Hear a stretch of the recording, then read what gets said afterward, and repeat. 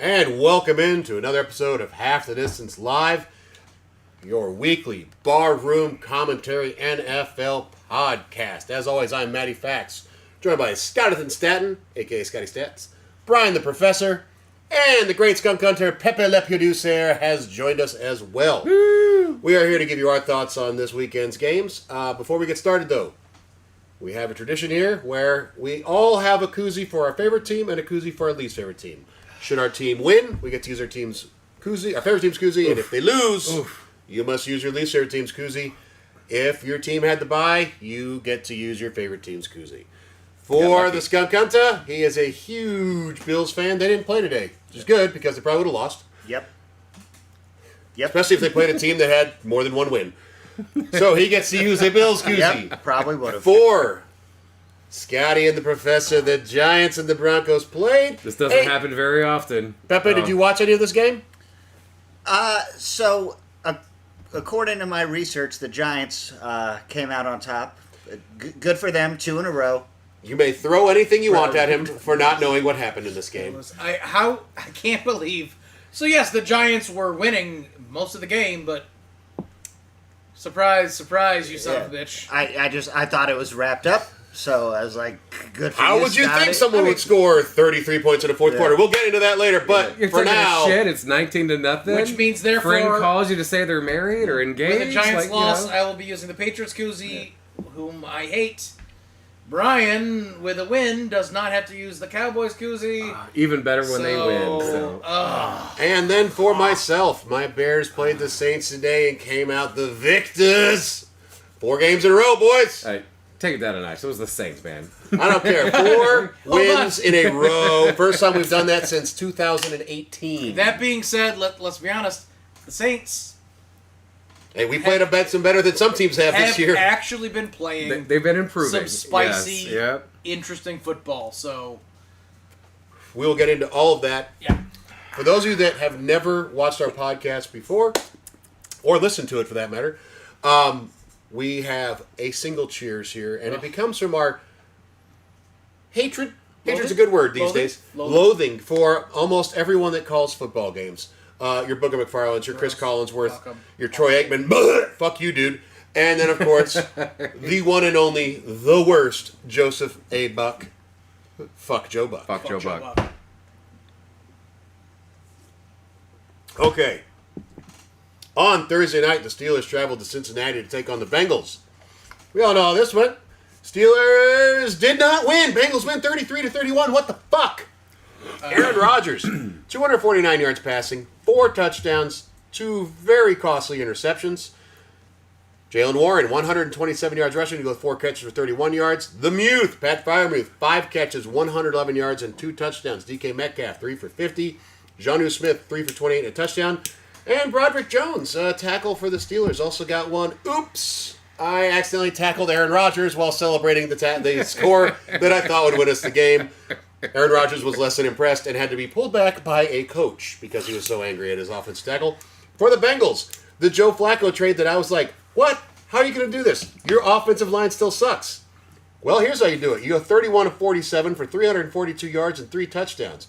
Chase Brown finally gets going, has 108 yards rushing. Jamar Chase, 16 catches for 161 yards and a touchdown on 23 targets. If you're saying, why don't we get the ball more to our top wide receiver? Throw it to him 23 times. Apparently that works. T. Higgins, 6 catches for 96 yards and a touchdown. He had 10 targets. So of the 47 pass attempts, 33 went to T. Higgins and Jamar Chase. And Noah Fant, he of the Broncos saying, I don't want him. You take him, Seattle. Seattle saying, I don't want him. You take him, Cincinnati. 4 catches for 44 and a touchdown. Yep. He's a good tight end. Yep. I did not see the Bengals winning this game. I was sure T.J. Watt and the rest of the Steelers' defense would absolutely fuck the Bengals up. I was wrong.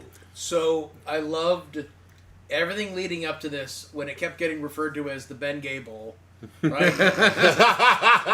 Well, listen, it was like the second oldest matchup of all time between quarterbacks. I believe it was Tom Brady and Drew Brees. We're the highest ever. Yeah. Right. When Tom Brady was like 92 and Drew Brees was like 87. But the difference was we were excited for a Drew Brees Tom Brady matchup. Yeah. There was never a year near the end. Let me say near the end. They met up on the field. It was exciting. Yes. It was exciting. Oh, and by the way, they were setting records back and forth with each other Yeah, as that it was fun happening. as Yes. shit. Like during most that passing game. yards of Yeah. all Right, time kept right. going back and forth, back and Right. forth, back and forth. So yes, and then now we go to Joe Flacco and Aaron Rodgers. Aaron Rodgers, who's had the hardest time staying healthy after leaving the Green Bay, and actually, to be honest, near the end of his time in Green Bay, staying healthy, and then Joe Flacco, who's had a comeback player of the year coming off the couch to play for the Browns. Not Tim Couch, the actual couch. Yeah. His actual living room. Right. But for him to jump to another team and then start, and just to show, like, the weapons are in place and all I have to do is follow what is happening out here, his vision is really good. His footwork is not. No. Yet But he's somehow this offensive line that is the biggest fucking problem in the world. What in all the fuck? And the Steelers defense that was supposed to just smoke this guy in his old ass hips and ankles. Yep. Like 3 sacks, he's out of the game. Yeah, I'm expecting an AFC North classic game, like a 17-13, lots of hard-hitting defensive plays. Fuck no. Yes. Not at all. There's a hand raised from the corner. Oh. Could we all agree we said some things that are very incorrect on this show? Oh, without a doubt. Yeah. Without a doubt. I think Yeah. actually one of the better things is that we're willing to admit when we've done such. In 2009, I told my buddy Ian, that Joe Flacco would never win a Super Bowl. And then he did. And now he's still in the league at 40. And good for you, buddy. Yeah. Well, last week we were like, there's no fucking way the Bengals have a prayer of beating Pittsburgh across the board. We're like, no fucking way. We're like, oh, but Joe Flacco. Oh. Well, and also... Jake Brown and Joe Flacco, I don't consider them equal level quarterbacks. Oh, God, no. That is unfair to Joe Flacco. But to me, it didn't matter. The offensive line was a fucking sieve. Yep. Oh, and by the way... A sieve is generous. Very generous. Yeah. Very generous. And the defensive side of the game, it's so lopsided for Pittsburgh. Cincinnati doesn't have a fantastic defense. Pittsburgh has a good one. This math ain't mathin'. Joe Flacco coming off the goddamn couch or coming out of nowhere. It is perfectly mathing. Joe Flacco can read a playbook. Like, so I need to throw it here. Yeah. I need to throw it here. I need to throw it here. Okay, that's all I have to do? Yeah. Can they catch it? Oh, well, we do have Jamar Chase and T. Higgins. Okay. But you know what? Is Joe Burrow better than Joe Flacco? Yes. Oh, fuck yes. Yes. So if you say read a playbook, then if that's all that you have to do, Joe Burrow is a better quarterback. Yet somehow he couldn't. old man Franny Flacco. I think defenses play got nothing differently, to lose. or at least have been trying to play differently against Joe Flacco, who is a statue. Right. in They the pocket. have to run slower. Yeah. Well, they you don't expect him to get out of the pocket. Like, there's just a lot of different things that an old ass quarterback run versus Joe Burrow would be doing. So the offensive line has to do literally be like, we can't depend on him to scramble it all. We gotta fucking ante We him. just have to lock it down so Yep. he has 2 seconds not moving.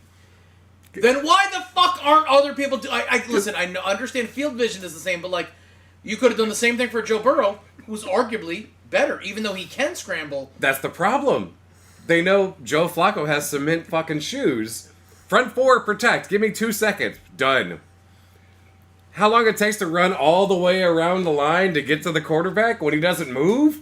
That's a different fucking it game. also very much you know? helped that there was like at least 4 plays where I was like, listen, it's an outstanding scheme, I guess, defensively to say, fuck it, leave Jamar Chase open. Oh yeah, sure. Let's just see if we can do it without stopping him at all. Ballsy. I will say, it takes a lot of nuts to do that shit. But Not smart, but it takes a lot of nuts. Joe Flacco threw it almost 50 fucking times. Oh, Like, yeah. come on. How big do you think the bag of ice was on his shoulder and elbow afterwards? He's sleeping in one of those fucking ice vending machines tonight. Yeah. I will say one of the best AI things I've seen, the use where they put the face on something, was from this week. I saw it on Friday. and it was Joe Flacco's face on Nicolas Cage from Con Air. He's like, I'll tell you what I'm going to do. I'm going to save the day. He goes wandering off with the fucking gun, But Flacco's face on Nicolas Cage, It was priceless. All right. That fits. So, yes, absolutely wonderful Thursday game. So, definitely, you have to imagine that the fans in London are saying, well, fuck. If the Thursday night game is great, the Sunday night game must be fantastic. Oh, fuck, the Jags showed up just like they used to. The Rams took it to them all day, 35-7. Matt Stafford, only 182 yards passing, but 5 touchdowns. Kyron Williams, 54 yards rushing with 2 catches for 11 yards. Parkinson, 3 for 47. Devontae Adams, 5 catches, 35 yards, 3 touchdowns. Ferguson, 1 for 31 and a touchdown. Kanata Mumfield, rookie out of Pitt, had his second catch ever today. It was 1 catch, 5 yards, 1 touchdown. That's efficient. And then you got Nate Landman, 9 tackles, 3 solo, 1.5 sacks. The Rams had 7 sacks on the day. For the Jags, Trevor Lawrence had 296-yard passing. Etienne had 44 yards rushing. Hunter, 8 catches, 101 yards and a touchdown. Washington, 4 for 52. And Brian Thomas Jr., 3 for 31. The Jags defense and some of their team had been looking pretty good. Today we saw them against a legitimate team with a really good defensive front. And the Rams, listen, okay, no Puka Nacua. So you scale back the offense a bit. The defense kicks ass. Like, Stafford is still a Hall of Famer. Oh, yeah. Yeah. So, the Rams did something that no other team has done when they go to Europe. They changed their travel schedule in a way that no one else has done. They showed up the day before. Really? Wow. They didn't show on Wednesday. Nope. They flew on Saturday. And they got there and said, rest, relax, get sleep. Really? Show up tomorrow for the game. I've talked about scheming we talked about it last week. For how jet lag, because jet lag's a real thing. But you know what happens? First of all, you're flying on a comfy-ass plane. So if you do need to sleep on the plane, you can sleep on the plane. And I'm not saying that's restful, whatever. However, if you get there and now do everything to go lay down, you have no obligations when you get there. It's go to sleep and show up the next day prepared for the game. They took the opposite approach. Stop showing up at the wrong time when jet lag is kicking in, right? We talked about it with Pittsburgh when they went early, and Aaron Rodgers was like, we should go earlier. We can't do this, and blah, blah, blah. We should be able to have a day where we can tour around and take advantage. Sure. I actually forget about touring, but get there earlier in the week and then get jet lag out of your system. Get used to the time change. Fuck time change. Show up the day before, go to sleep, get up and go. And who had juice in the caboose? Yeah? Holy shit. I'm not saying that's the secret sauce to it, but it actually makes a ton of sense to me. Because if you've ever had to travel, and then you have to do something the next day, a lot of people say stay up. Stay up as long as you can, don't go to sleep, get up and get on the right schedule. That's for when you're going to be there for a stretch of time. All you have to do is... They're only working one day. Saturday you travel, and you rest on that 8-hour flight on the plane. Sleep. 8, 9, 10 hour, whatever. So is McVay a fucking genius? Actually, to be honest, that's probably a 9 to 10 hour trip from LA, right? 11 hour? Yeah, that's a long flight. That's long, It's 6 from the East Coast, so... Yeah? And then it's 6. It's like it's 12 Was this a London game or a German London game? London, so, yeah. so even if it's a 10-hour trip, don't get me wrong, private plane, definitely more comfortable. But... Well, when you don't have Russell Wilson keeping the run- whole team awake, it helps. Up and down, Doing stretches and lunges and trying to get people excited. But But it makes sense. Like you just traveled. You're still excited. You're still pumped. Yeah. You're good the next day. Saturdays It's a few days after that. Saturday's a rest day. Yeah. And then that's it. And then you just wake up the next day and go. Is that a long day? Sure.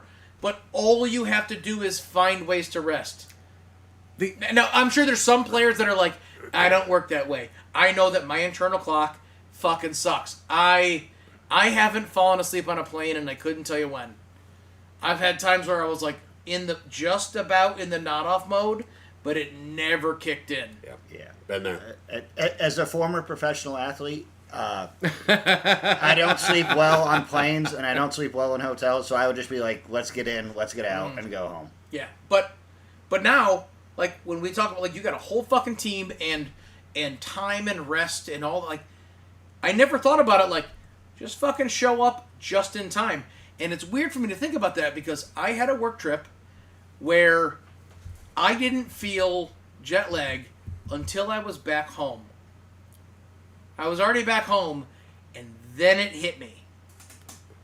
So there and back, Might be onto something. right? And because it was a short amount of time, which was a wild, wild thing. Holy shit! Because, like, there's so many Europe games this season. Like, so I looked at, like, most teams, they fly out on Wednesday. Thursday is a rest day. Friday is, like, a legit practice. Saturday is a walkthrough practice. Yep. And that's what every team does. Uh-huh. Except for the times when Jacksonville is already there. Yes. And they're there for 2.5 weeks. Or Minnesota you know? earlier this Right. season. Or Minnesota, yeah. Yeah. It was like, Yeah. so fucking maybe, like, in and out. Maybe that's the way to do it. I mean, granted, the Rams are a much better team than the Jags. I don't. They're not. But if that could have they're- added like, to it, like, you know? what the Jags are doing with 4-2 coming into this versus a 5-1 team, like. Like, yeah, they're not trash like To be usually. honest, I don't even remember which one I picked. If I picked the Jags, it was mostly because I'm like, this is fun. I love what they're doing. They're playing better football. This being devastation, I don't think I expected devastation But like the this. Rams D just fucking, they would not Yeah. let up on Yeah. him. Like, Yeah. No. Trevor Lawrence But didn't it- have fucking breathing room for a But second. it definitely felt like one was a fresher team. Absolutely. Because I didn't, like, yeah. And To keep in not- mind, the Jags are used to going to London. That is their owner would love for them to be. Which Oh, means yeah. they should A be more London prepared team. for Absolutely. every game. Yeah? I agree. At this point, they should have it Ooh. all Or- locked down on how they're going to do Or, it. they the know fact where all that- the best titty bars are. Okay. And so they Ooh. have late nights. Or the fact they haven't figured it out yet, right? Okay. Yeah. Question for y'all. Can you name the only team in the NFL to score 21 points at least in every game this season? Is it the Colts? It is not. Is it the Rams? It is not. The Bears. It is the Bears. As weird as that is, because I don't understand that at all. Did you bring up a random Eric- trivia tidbit just to talk about the fucking We Bears? should And as we go, the Saints traveled to Chicago today, and as you could tell, per Makuzi, they did win. They won 26-14. Spencer Rattler had a decent game outside of some turnover issues. 233 yards passing, 2 touchdowns, 3 interceptions, and a fumble he lost. Kamara, only 28 yards rushing. Chris Olave, 5 catches, 98 yards, and 2 touchdowns. Johnson, 5 for 78. Shaheed, 4 for 40. For the Bears, not a great game for Caleb Williams. 172 yards passing, 1 interception. But DeAndre Swift, 124 yards rushing and a touchdown. Kyle Monangai, rookie, 81 yards and a touchdown. They had over 200 yards rushing today as an offense. DJ Moore, 3 for 43. Odunze, 2 for 31. Loveland, 3 for 24. And Tremaine Edmonds, 9 tackles, 6 solo, 1 sack, and an interception. I want to take a step back real quick. One of the Bears' 21 points was a loss to the fucking Lions, Oh, yeah. 52-21. Oh, yeah. That 21 was garbage 21. Oh, yeah. I just Absolutely. want to clarify for the people listening, like, enjoy just- your Bears stats, but come on, that's fucking bullshit. I'm just more in shock that the Bears have actually scored 21 points on the season in every game. It's not something I'm used to No. at all. I'm used to the Browns I'll type give you scores that. from the Bears. Okay, like did we get 17? Sweet. More than 3? But listen, this was an ugly game for the Bears, but it was a win, and I don't mind an ugly win because it means that the coaching staff gets to go back and be like, "Great win, love the effort. We have a lot to fucking clean up. Let's get back to work." And Dennis Allen, after the game, got the game ball because he had been the coach for the Saints, head coach for the Saints until last year, and it was great to see the defense celebrating with him. I don't know what this Bears team is. I know they're 4-2. The Saints are not great. They beat a Cowboys team that was on the ropes because CeeDee Lamb got hurt in that game. I don't know what the Bears are for sure. What do the Bears? I'm sorry. What do Caleb Williams and Spencer Rattler have in common? Other than the fact they both played for OU. Not only they both play for OU, Caleb Williams took Spencer Rattler's spot in OU before he transferred to During the Red River rivalry game. to South USC. Carolina. Yeah. Yeah, one went to University of South Carolina, one went to University of Southern California. Yep. Yep. Kinda USC, funny. USC. Yeah. Yeah. Yeah. But, like, the Yeah. Bears' defense not a great defense statistically this season. They fucking put it to the Saints. They've though, gotten some you know? players back. They got T.J. Edwards back at linebacker. They got Kyler Gordon back at nickelback. So I know you they've can gotten name every single one reinforcements of them. back. No, I'm just saying, like, lacking your best linebacker and your second best corner because you're That's not going to gonna get hurt. Jalen Johnson back Yeah. for a while. Yep. That really hurts to lack that. So I got a question for you. This is related to the Saints. Between Rashid Shaheed, Chris Olave, and Alvin Kamara, as we approach this trade deadline, Oh. 1, 2, or 3 are gone from this team. So- What do you get? How many and which ones? Well, hold on. You got something to say, Eric? I think. Oh, sorry. No, I would probably take Olave 1, and then Kamara 2, and then Well, that's who you would take, but which one do you think that like might actually get scooped up? Because listen, are you trying to tell me that the Bills couldn't use Rashid Shaheed right now? I feel like Rashid goes to the commies with their injury-plagued wideout core. Right? That just makes there's sense. There's actually Yeah. like a need for someone like him. Yeah. In a like. Oh, like, Jaden would if Chris- Jaden plays again. Like Chris they would Olave's love a that. 1. You're giving up a lot. Alvin Kamara. You're not going to trade. You're not going to trade. I wouldn't fucking take. Olave, you know. I wouldn't. Kamara doesn't want to be traded. He has already said if he does get traded, he's wants- just going to go he wants to drink. finish He's there going to go anyway. drink margaritas Yeah, somewhere. yeah, he he's doesn't done. want to play Yeah. for another team. He Yep, wants this to be the that's team fine. he's Like, done. I mean, Juwan Johnson or Rashid, either one, maybe Yeah. their trade capital. Yeah. Could be. I don't think see them trading Olave just because the concussion history I think would scare off a few teams. Fair.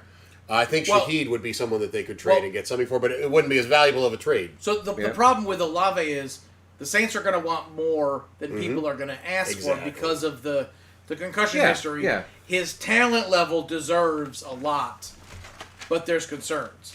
But at the same time, like, I'm sorry, the Saints are near the end of their cap deadline. Yeah, they're almost free of all that. Yeah. crap. There's Yeah. something interesting about just collecting If they can start drafting for the trade future. capital. Yep, I think that's what it is. And I almost hate to see it, but it's like, if Alvin Kamara says don't do it, he's near the end of his time. That being said, Yeah. there's someone who could take him and do really well. I He feel could like thrive for the the city for would revolt. the right team. Oh my God, he would thrive. And if Like- he says he doesn't want to, fine. But like Chris Olave, and like you mentioned, Juwan Johnson, I didn't even think about him. But like, just thinking about what the wide receiver end of it. But like, Yeah. But and like Rashid Shaheed, like they're sitting on trade capital. Like, Brandon Yeah, Cooks yeah. is chilling there. Yeah. I'm not saying he's awesome. He's been struggling ever since He put up left 2 great Houston. fucking years for the Texans, though. You know, Yeah. exactly. But, like, there he is. And doing nothing because he's also behind Olave, Shaheed, Yep. right? And then a tight end who's got good hands. Like, they're sitting on some good capital. I think they go down to fucking studs.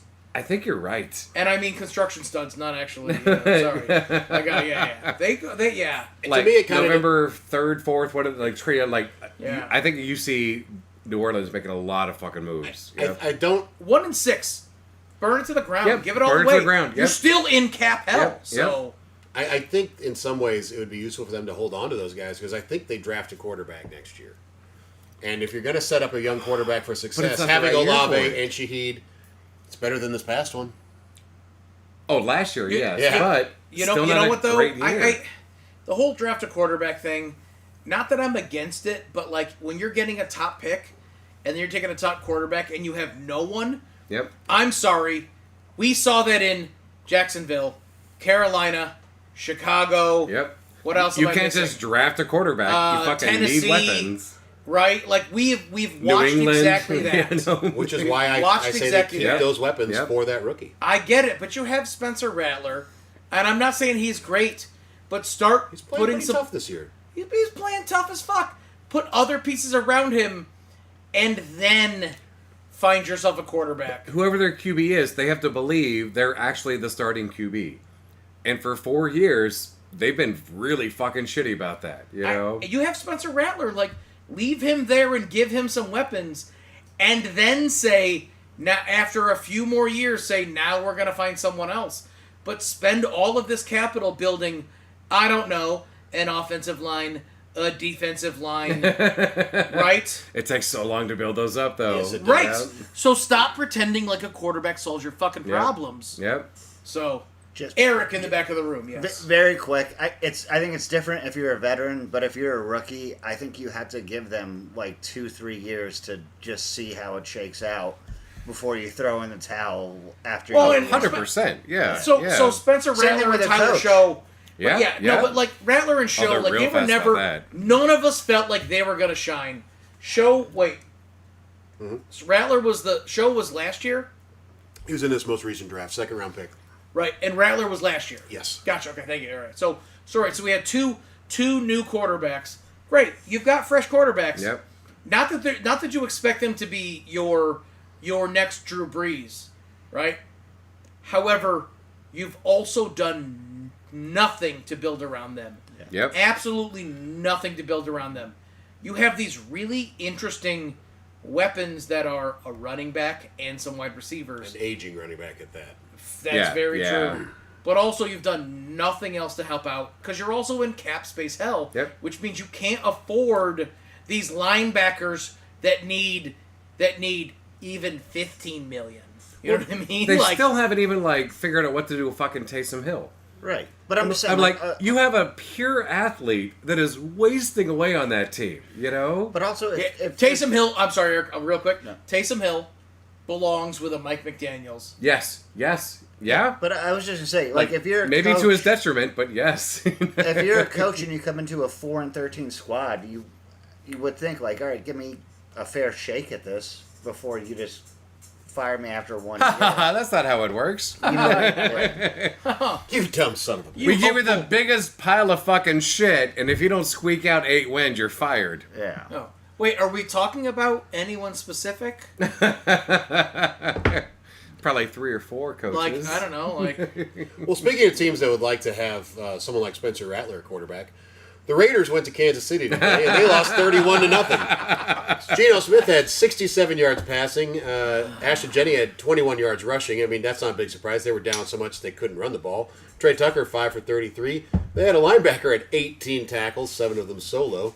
For the Chiefs, Mahomes, 286 yards passing and 3 touchdowns. Pacheco, 57 yards rushing and a touchdown. Kelsey, 354. Rashee Rice, back from suspension, 7 catches, 42 yards, and 2 touchdowns. Helped out one of my fantasy teams. And Smith, 39 yards rushing and 5 catches for 42 yards. 2 things are true here.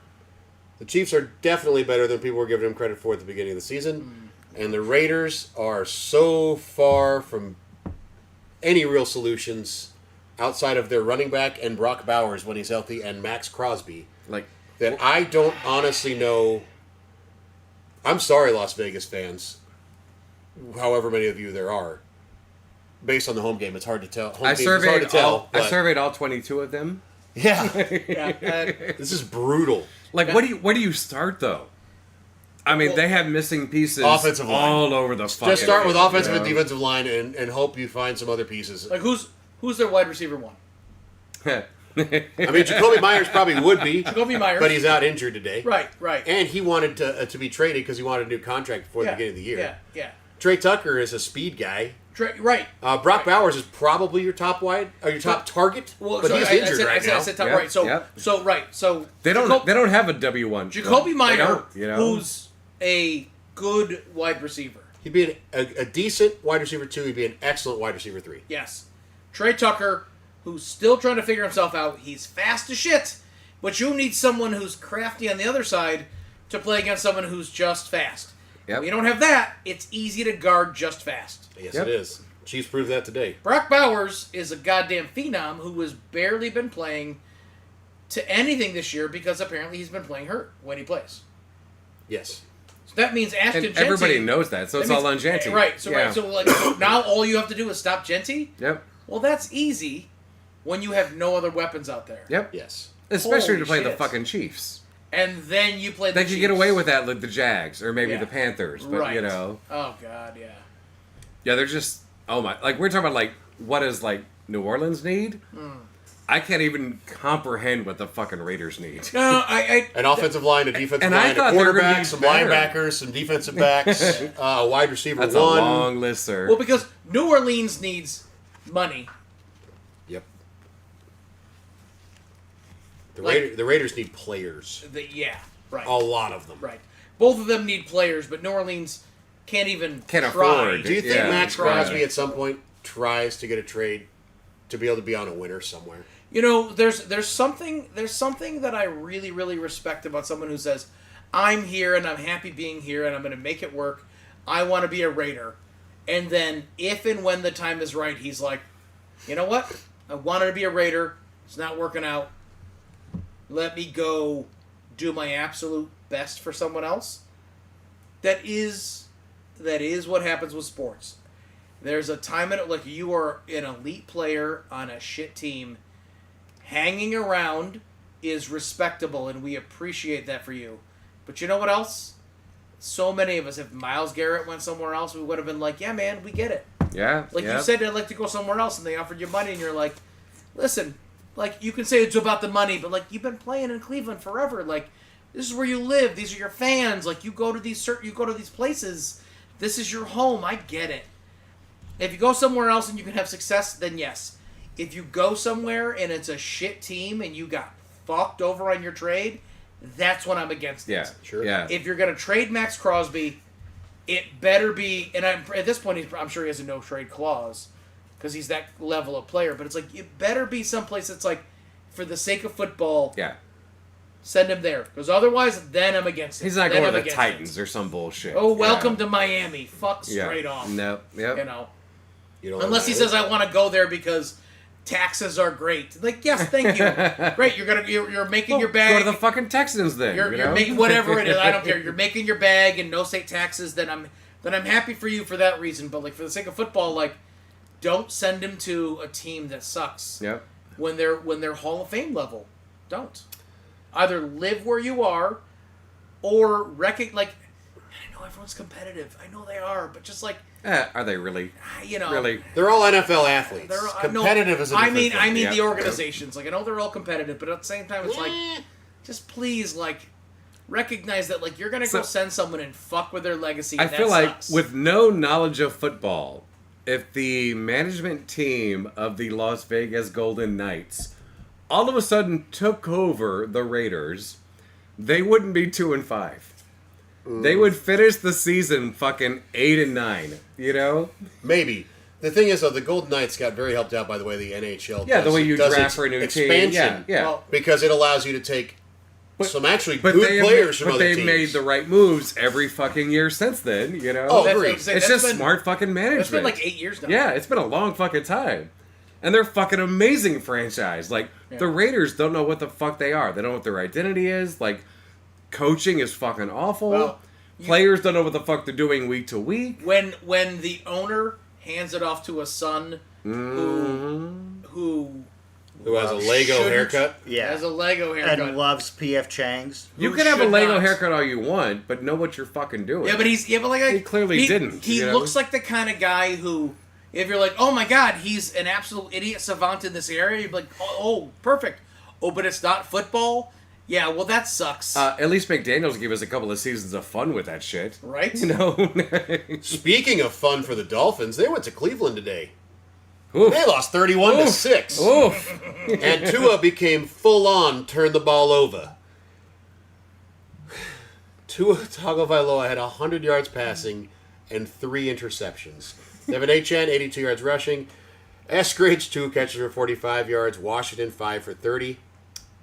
Not a whole lot else to talk about there. For the Browns, Dylan Gabriel only had 116 yards passing. 36 of that went to Harold Fannin. Judkins was the big thing here on offense for them. 84 yards rushing and 3 touchdowns. They also had a defensive touchdown. They had like 4 sacks. The Browns defense dominated the Dolphins today in a game that was in bad weather right off the lake there. It was windy as hell. It was raining. It was an ugly place to try to play today. And the Browns like ugly. Wait, Look at their uniforms. wait. The Dolphins had to play in abject and obviously lopsided weather. That's weird. Right. Not lopsided, though. They each played in it. They each played the same. In terms of what you prefer. I know what you're going for. The difference is when Miami, is all about like their bullshit sun fucking let's you bake have the to opponent. bake in the sun Yeah. and we're gonna wear white, so you wear your dark uniforms. Oh, and well now they're finally allowing like the right equipment Fucking to come tense. in. Yeah, right. And that's been your wild home field advantage, and now it's like you got a team who's like, oh, we're gonna play in shitty, wet conditions. Hey, you guys are prissy as shit down in Miami.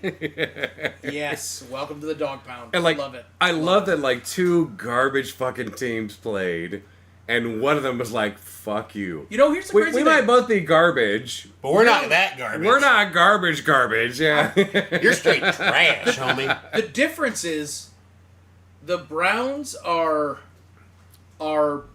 their offense needs so much help. They have parts and pieces that are interesting and fun. Their defense still has that Cleveland defense mentality.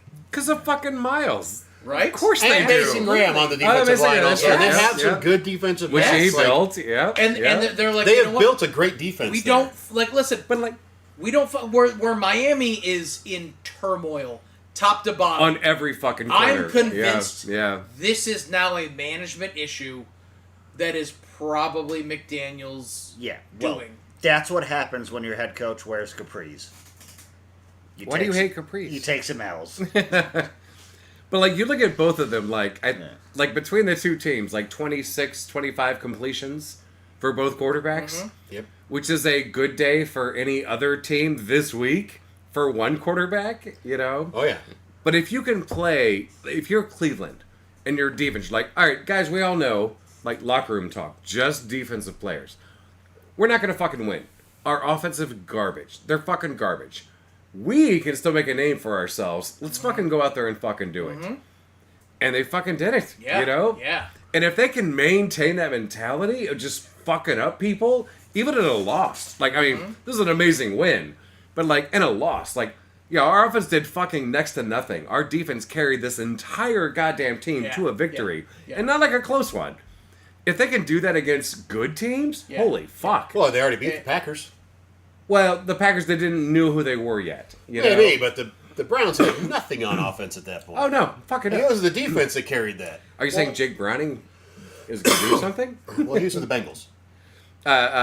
Gabriel, you know. And I'll say this. his clone from a different team, you know. And I'll say this: as nice as Harold Fannin has been, as He tight has been end, a nice little... but no David Njoku, who's been a target for Dylan Who Gabriel. keeps trying to play and then fucking just take 2 weeks off, I know, dude. yeah, I know, Stop getting right? fucking Yeah. hurt. Yeah. But like if we had both Harold Fannin, I'm not a Browns fan. If they had Harold Fannin and David Njoku out there, like, would that have been the better option for them? Probably.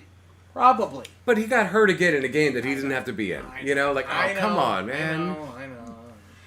All right, well, let's move on to another game with a team that is absolute trash. The Patriots traveled to Tennessee this week to take on the Titans and their new head coach. Yeah. Oh, yeah. Oh, wait. Yeah. Mike Vrabel, who has more wins in one season with the Patriots than the Titans have since they fired Mike Vrabel 2 seasons ago. No, is that true? That is true. Oh, that's so by the way, fucking bad. that doesn't count today's win. That was before today. Oh, I fucking love that. So the Patriots won this 31-13. Drake made 222 yards passing, 2 touchdowns, 62 yards rushing. Ramondre Stevenson, 88 yards rushing and a touchdown. Diggs, 7 catches, 69 yards. Keyshawn Butte, 2 for 55 and a touchdown. Hunter Henry, 4 for 33. For the Titans, Cam Ward, 255 yards passing, a touchdown and interception. Spears, 22 yards rushing. Pollard, 18 yards rushing. That's not going to help a young quarterback out ever. Nope. Dyke, 4 catches, 70 yards and a touchdown. And Van Jefferson, 4 for 41. I don't think Brian Callahan was the major problem with the Titans. I think the lack of talent on the team, which should go on the GM, was definitely the biggest problem here. Yeah. I don't see how this helps Cam Ward at all, having to have a new head coach and another offensive coordinator. It certainly didn't help the number 1 pick from last year that had to go through a similar event. He wasn't awful today. No, he was Cam not. Ward was not bad today. This is not setting him up for any kind of success. He needs to breathe. No. He needs That the being minutes, said, Drake May also changed head coaches going between his first and second year, and he's playing very well. what Drake May showed all the promise in the world when he jumped in game 4, 5, 6, 7 last year, right? I think it was earlier than 7, but and he continues that. He is looking like he's going to be a quarterback that we are talking about all the time, and that's and looking like one of those Josh Allen 2.0 kind of guys based on his size. I'm not there yet. He doesn't run like Josh Allen. Like he doesn't do those longer runs. The shorter runs, yes, but he's got that thing going for him. But on the Tennessee side, like you let go of your head coach and as you said in your separate podcast, Matt, like why do we keep doing this? Like you had a coach, and then you guys were the worst team in the league. You had the number 1 pick, so you took the number 1 option, and that's a quarterback. Who I think we all believe has a chance to be a good player. Absolutely. Yeah. And you said 6 games in, you're not doing enough. What the fuck did you expect? Oh, but it's okay. We have Tajay Spears and Tony Pollard running. And I say that like Tony Pollard, I besmirch his name a little bit. But like at the same time, like that isn't an elite running core. Yeah, but on receiving you have studs like Alec Ayamanor. Hold on, let me look back at how caught passes them today. Van Jefferson, who, well, I can't even tell you what all teams he's been on. Well, it's been a lot. Tony Pollard, 6 catches, 43 yards. Yeah. No complaints. And by the way, all 6 of his targets were catches, so fuck yes. But also, Shamir Dyke. Like, it's like... But like, when your main running back is also your best receiver. When you said that, do you know what popped in my head? The very first Guardians of the Galaxy, the first scene. It was like, maybe you know me by my other name. Star-Lord. Like, yeah, right. Who? Yeah. That's what I think when I see Dyke. Like, who? Who the fuck is Dyke? Oh, but they have Tyler Lockett, who is aged, and by the way, hasn't taken a hit on a catch in like 5 years. Oh my God, does anyone drop faster to the ground and give themselves up immediately after catching the ball? Yeah, right. And you say the head coach is the problem. Yeah. Fuck. Straight off. And you've done nothing now to set your quarterback up for success. No, now he's just going to squalor. Which means he'll be learning a new offense next year all over again. Hopefully doesn't get injured because you don't have the person who set your schemes executing them. Yeah, you can't really change the offense either. So now you have someone else calling the fucking plays in all likelihood. Like, this is just... None of this makes any sense to me. I feel like the Titans front office is going, hey, we're not the Jets. Well, speaking of which... And that's it. They're just pointing at that. Hey, we're not the Jets. You're working real fucking hard to be there. Yeah.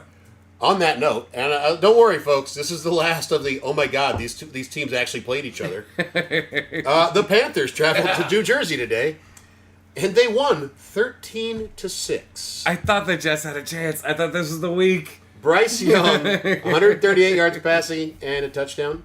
Rico Dowdle, 79 yards rushing to go with a catch for 17. Jim Hubbard, 31 yards rushing to go with 2 catches for 24. Xavier Legette, 9 catches, 92 yards and a touchdown. Ted McMillan, 3 catches for 33. Derek Brown, defensive lineman, 7 tackles, 4 solo, 2 sacks. For the Jets, Justin Fields had 46 yards passing and 22 yards rushing before he was pulled for Tyrod Taylor. Oh, yeah, but he did a great job. Who had 126 yards passing to go with 2... Let me check my notes. Oh, interceptions. Oh, okay. Yep. Okay. Brees Hall. Smart move.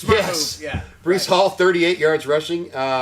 Tyler Johnson, 3 catches for 60 yards. Mason Taylor, 3 catches, 31 yards. Sherwood, though, 10 tackles, 7 solo, 1 sack, 2 tackles for loss. So their defense did show up to play. I feel bad for Fields because he's another young quarterback who was drafted, then his head coach was fired, and then he got put through, I think he's on his 5th and he's a former Bear, so you feel bad for him. I feel bad for a lot of these young quarterbacks, though. Like, it's not Trey... Fuck, what's his name? Trey Lance's fault that the 49ers fucked up that so bad. I don't think Trevor Lawrence is to blame for the fact that his first head coach was an utter piece of shit and got fired 11 games in or so. That was a fun experiment. Yeah, and then you got Mac Jones, who's been bouncing all over the place, but playing well for the 49ers when he's had to now. Like, a lot of these quarterbacks are getting thrust into positions where then their coach is getting fired, and you have nothing. You have to rebuild learn a brand new offense, which is already hard enough when you're trying to learn how to fucking play against NFL fucking defenses. Oh, let's summon a new OC last minute. Exactly. And Bryce Young had the same fucking thing.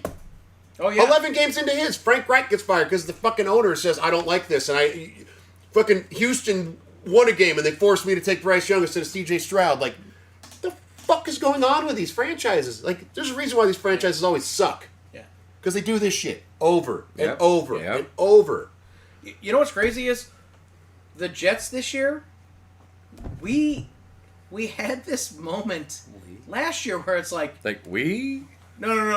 Maybe The collective we. Maybe it was in our preseason shows. We'll continue and we'll see when how we this talked about conversation goes. Justin Fields to the Jets, and it's like, wait a minute, you got Breece Hall, you got Garrett Williams, And Garrett Wilson being out hurt today did not help. Sure, but it's like there's some things that are there that maybe a young squad hitting the reset button feels good.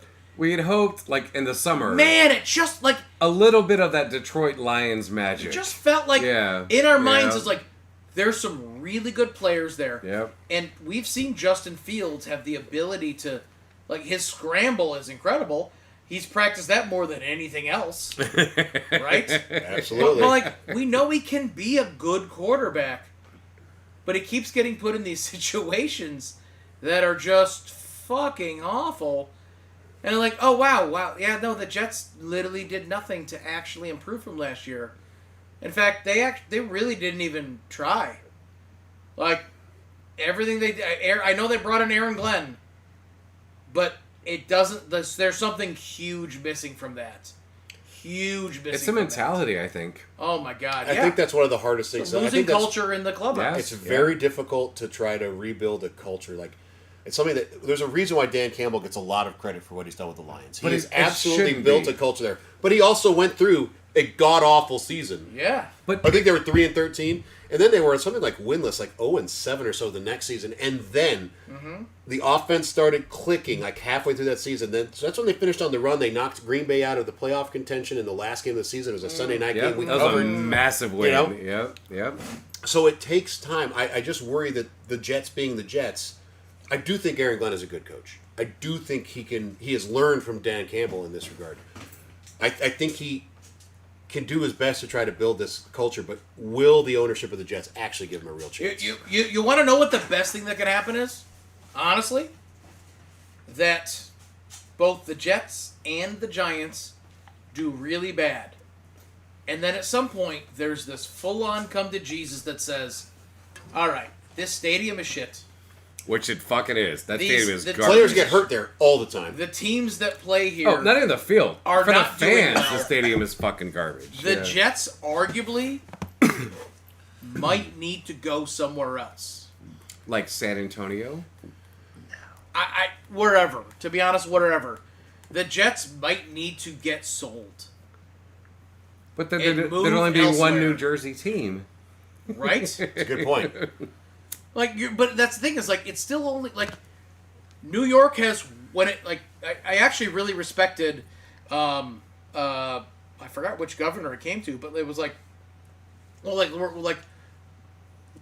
we refuse to subsidize these teams Oh, yeah. that Yeah. don't play in New York. When these multi-billionaires own a team, Right. build your own fucking stadium. And you're Right. playing Yeah. in New Jersey, and you're Yep. calling yourselves New York. Yep.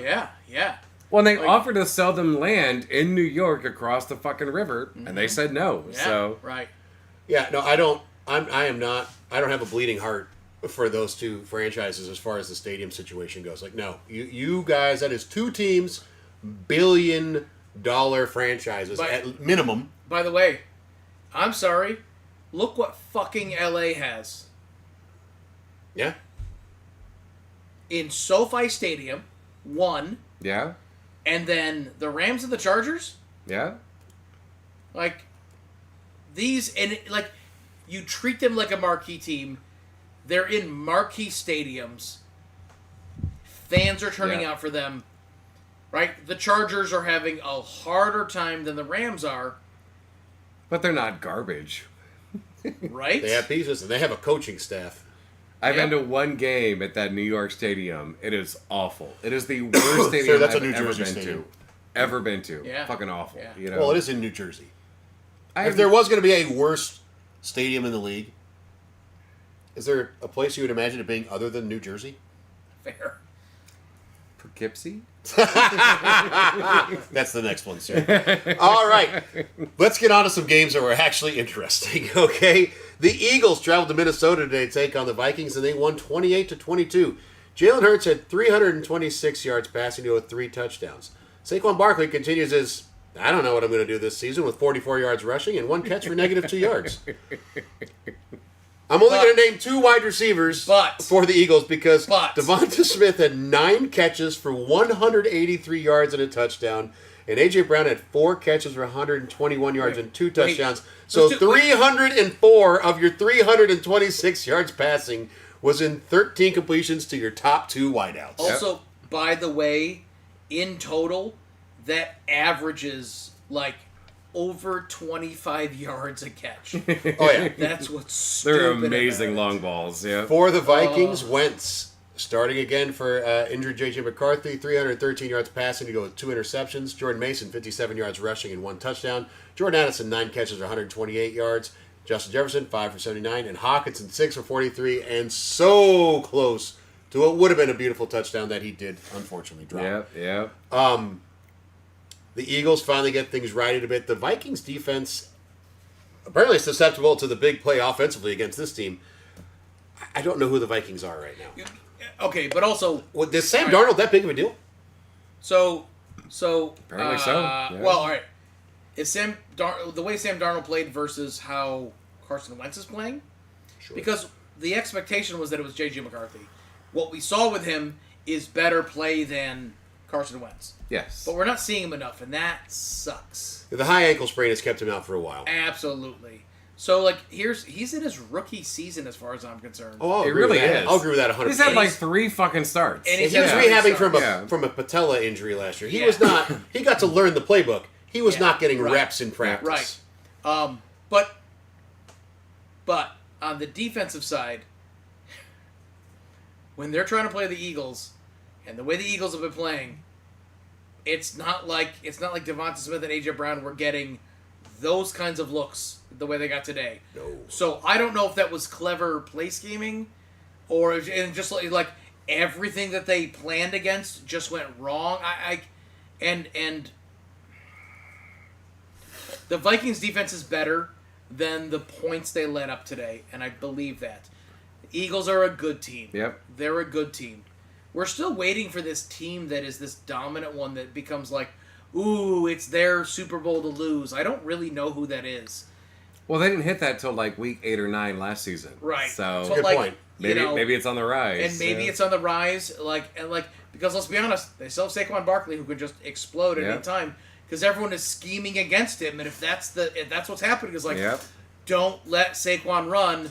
Great, but you have fucking A.J. Brown and Devonta Smith, and now they're using them like that. Fantastic, but like, I mean, the Vikings defense, I think they're better than 28 points, but it's 28 points from the Eagles. So I'm sorry. The problem is the Vikings defense was fine. The offense was a good offense, but with 2 interceptions from Carson Wentz. and one of those returned for a touchdown. That was it. That was the game That's the changer game. right there. Yeah.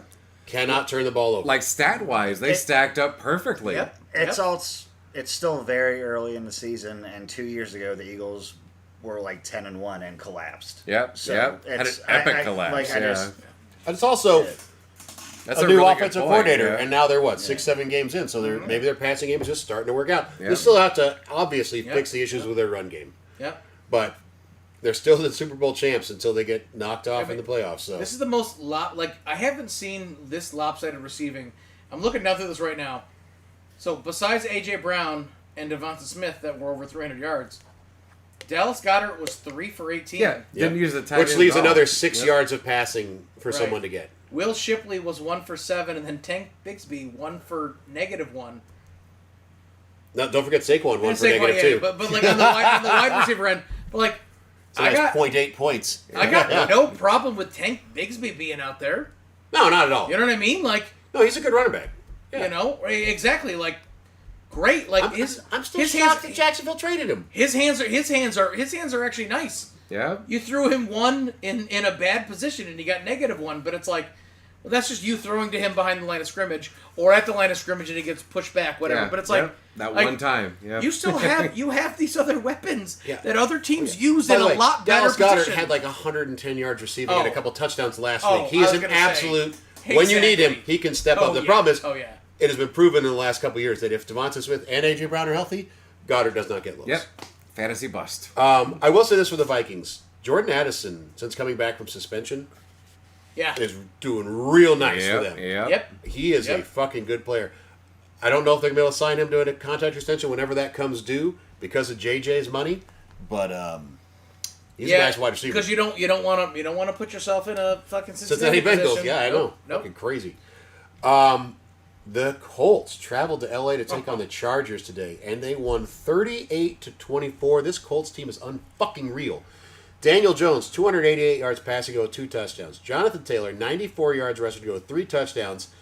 Equals the team record for games with 3 or more touchdowns with 5 rushing touchdowns, I should say. Yep. Tied Edgerrin James, who, if he's not in the Hall of Fame yet, better be in it soon because that guy was awesome. Alec Pierce, 5 for 98. Tyler Warren, 4 for 69 and a touchdown. Pittman, 7 for 58 and a touchdown. DeForest Buckner, aged defensive end at this point, 5 tackles, 4 solo, and 2 sacks. For the Chargers, Herbert was fucking high as fuck out there, 420 yards passing. 3 touchdowns, 2 interceptions, 31 yards rushing. Kamani Vidal and the rushing game did not come through for the Chargers. They only had 20 yards. However, Aronde Gadsden, the second of the Minnesota Gadsdens, rookie out of Syracuse, 7 catches, 164 yards, and a touchdown. Blew it up. Keenan Allen, 11 catches, 119 yards, and a touchdown. Lad McConkey, 9 for 67. And Quentin Johnson, a quiet 2 for 30, but a touchdown. I really thought the Chargers would give him a bit more of a fight. This Colts team is unfucking real.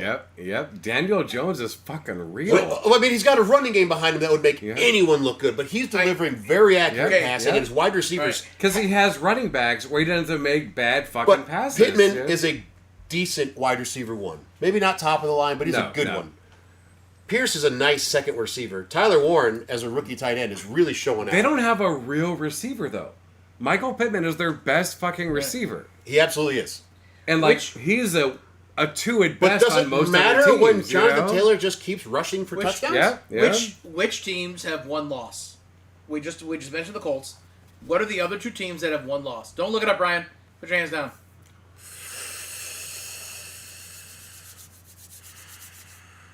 Fuck. We should all know this. Both of the other 2 teams have only played 6 games. The Buccaneers. The Buccaneers are 5-1. The Lions have lost 2. The other team has a tie. Oh. The Packers? The Packers. Oh, shit. The Packers. So when I said that it makes me doesn't... want to vomit in my mouth. You're talking to a Bears fan here. Just had to admit that the Packers were good at something. So when I said it doesn't look like there's any team out there that is like, they're clear the Super Bowl winner, we have a team that's 6-1. The Buccaneers 5-1 with a game yet to play. Right? And an MVP candidate at quarterback. Right. But also we've acknowledged that they've had a few games where they were come back to win. Championship mentality. Gotta love the hustle. Like Baker loves. But are we gonna say that like with the 1-win teams between the Colts, the Packers, and the Bucks, those are our Super Bowl teams? None of that feels good. None of that feels my right. My fear is the Colts are 6-1. A few years ago, the Broncos were 6-0. Mm-hmm. And they finished the season with 8 wins and missed the playoffs. Right, but like... Are they that fucking team this year? But here's the crazy thing. Luckily, they play against the AFC South. Right. But the Colts... Not all garbage, though. But the Colts do have a... The Colts have a nice defense, which helps. Yes, it does. Right? Yeah. They're not... It's not like they're not relying on Daniel Jones. Right. Yeah. But then, like, Jonathan Taylor having... Like back, a monster fucking year. And why is he back? Quentin Nelson, consistent quarterback play. Well, also Quentin Nelson on the offensive line is having a great year so far. Yes. Scott, real quick, I can't really ask this to Matt or Brian because they're from Texas, but like, if you didn't have a dog in the fight, like it'd be cool to see Baker get one. Oh, Just no, listen, like we're after all, the we're, trajectory. this of room it. is wanna Team see Baker. Baker Stop, get stop, one. stop. What are you This room is talking Team about? Baker. Maybe you've I don't absent give a every fuck time about we his say OU this room is Team pedigree. Baker. Okay, but Also, by the way, do you know who started for before OU? Texas Tech. All right. Yeah, I'm just saying, like, it would be cool to see Baker get one. We've said it so many times. We've we all are, said that. We I are know, Team I'm just Baker. saying. We are Team Baker. I know through you and two through. are from Texas, so Scott and I are going to agree on Baker. Like Yeah. we've We've all said it that many It's a times. valid thing, where neither one of us are rabid UT fans. Right. So Okay, we but don't I'm give a just saying, fuck he's about from OU and Texas, how he good wanted they to go to are. OU. Here's the crazy thing. So right now, when it comes to the teams that are top based on, well, one loss, we're talking about Jordan Love, Daniel Jones, and Baker Mayfield. What the That is fuck fucking crazy. just came out of my That mouth. is crazy. Yeah. Right? Well, I'm fucking loving this. say what you will. Those are all first-round quarterbacks. Yeah, 100%. 100%. One was number 1, one was number 6, and Jordan Love was like 20, 21, somewhere around there. It's as far as his draft pick. Squeaked in there. Yeah. So, yeah, listen. It was still enough to hurt Aaron Rodgers' feelings. So. Absolutely. Speaking of which, the Packers went to Arizona today, and they won 27-23. Took the lead with less than 2 minutes. So close. Jordan Love, Oh. 179 yards passing and a touchdown. Josh Jacobs, 55 yards rushing and 2 touchdowns. Romeo Dobbs, 5 for 72. Kraft Singles, 5 for 58 and a touchdown. Matthew Golden, 4 for 37. Quay Walker had 9 tackles, 5 solo, 1.5 sacks. Micah Parsons, 5 tackles, 4 solo, 3 sacks, 4 tackles for loss. The Packers had 6 sacks on the week. Got it right this week. Last week it was 1 sack for 6 yards, negative 6 yards. It is 6 sacks this week. For the Cardinals, though, playing tough. Jacoby Brissett, 279 this yards was passing nice. and 2 touchdowns. Bam Knight, 57 yards rushing. Trey McBride, 10 for 74 and 2 touchdowns. Zay Jones, 2 for 67. Marvin Harrison Jr., 2 for 58. This is a Cards Holy team. shit. I didn't see what happened. This is a hell of a fucking pick. All right, the Falcons just intercepted Brock Purdy, the ultimate system quarterback. Look at bounce. Oh, yeah. bounce, boy, bounce. Yeah, nice. Jennings bobbled it. We say it every week. You Should've cannot stayed be injured, hitting bud. people in the hands. Oh, you cannot fucking be It's hitting just, right. you can't hit wide receivers You in the got hands that like that. big money, then you got injured, and now you can't catch a ball. How dare you, sir? How dare you, sir? I don't like moral victory ideas. A win is a win, a loss is a loss. Part of me really likes seeing the fight the Cardinals have had, though, especially with Kyler Murray. But they Yep, gave yep. up in the fourth quarter.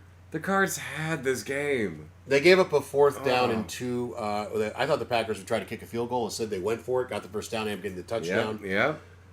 And listen, Which Micah fueled that Parsons. fucking team. Micah Parsons had the But type of Micah's game. showing up that he can do. Absolutely. Yep.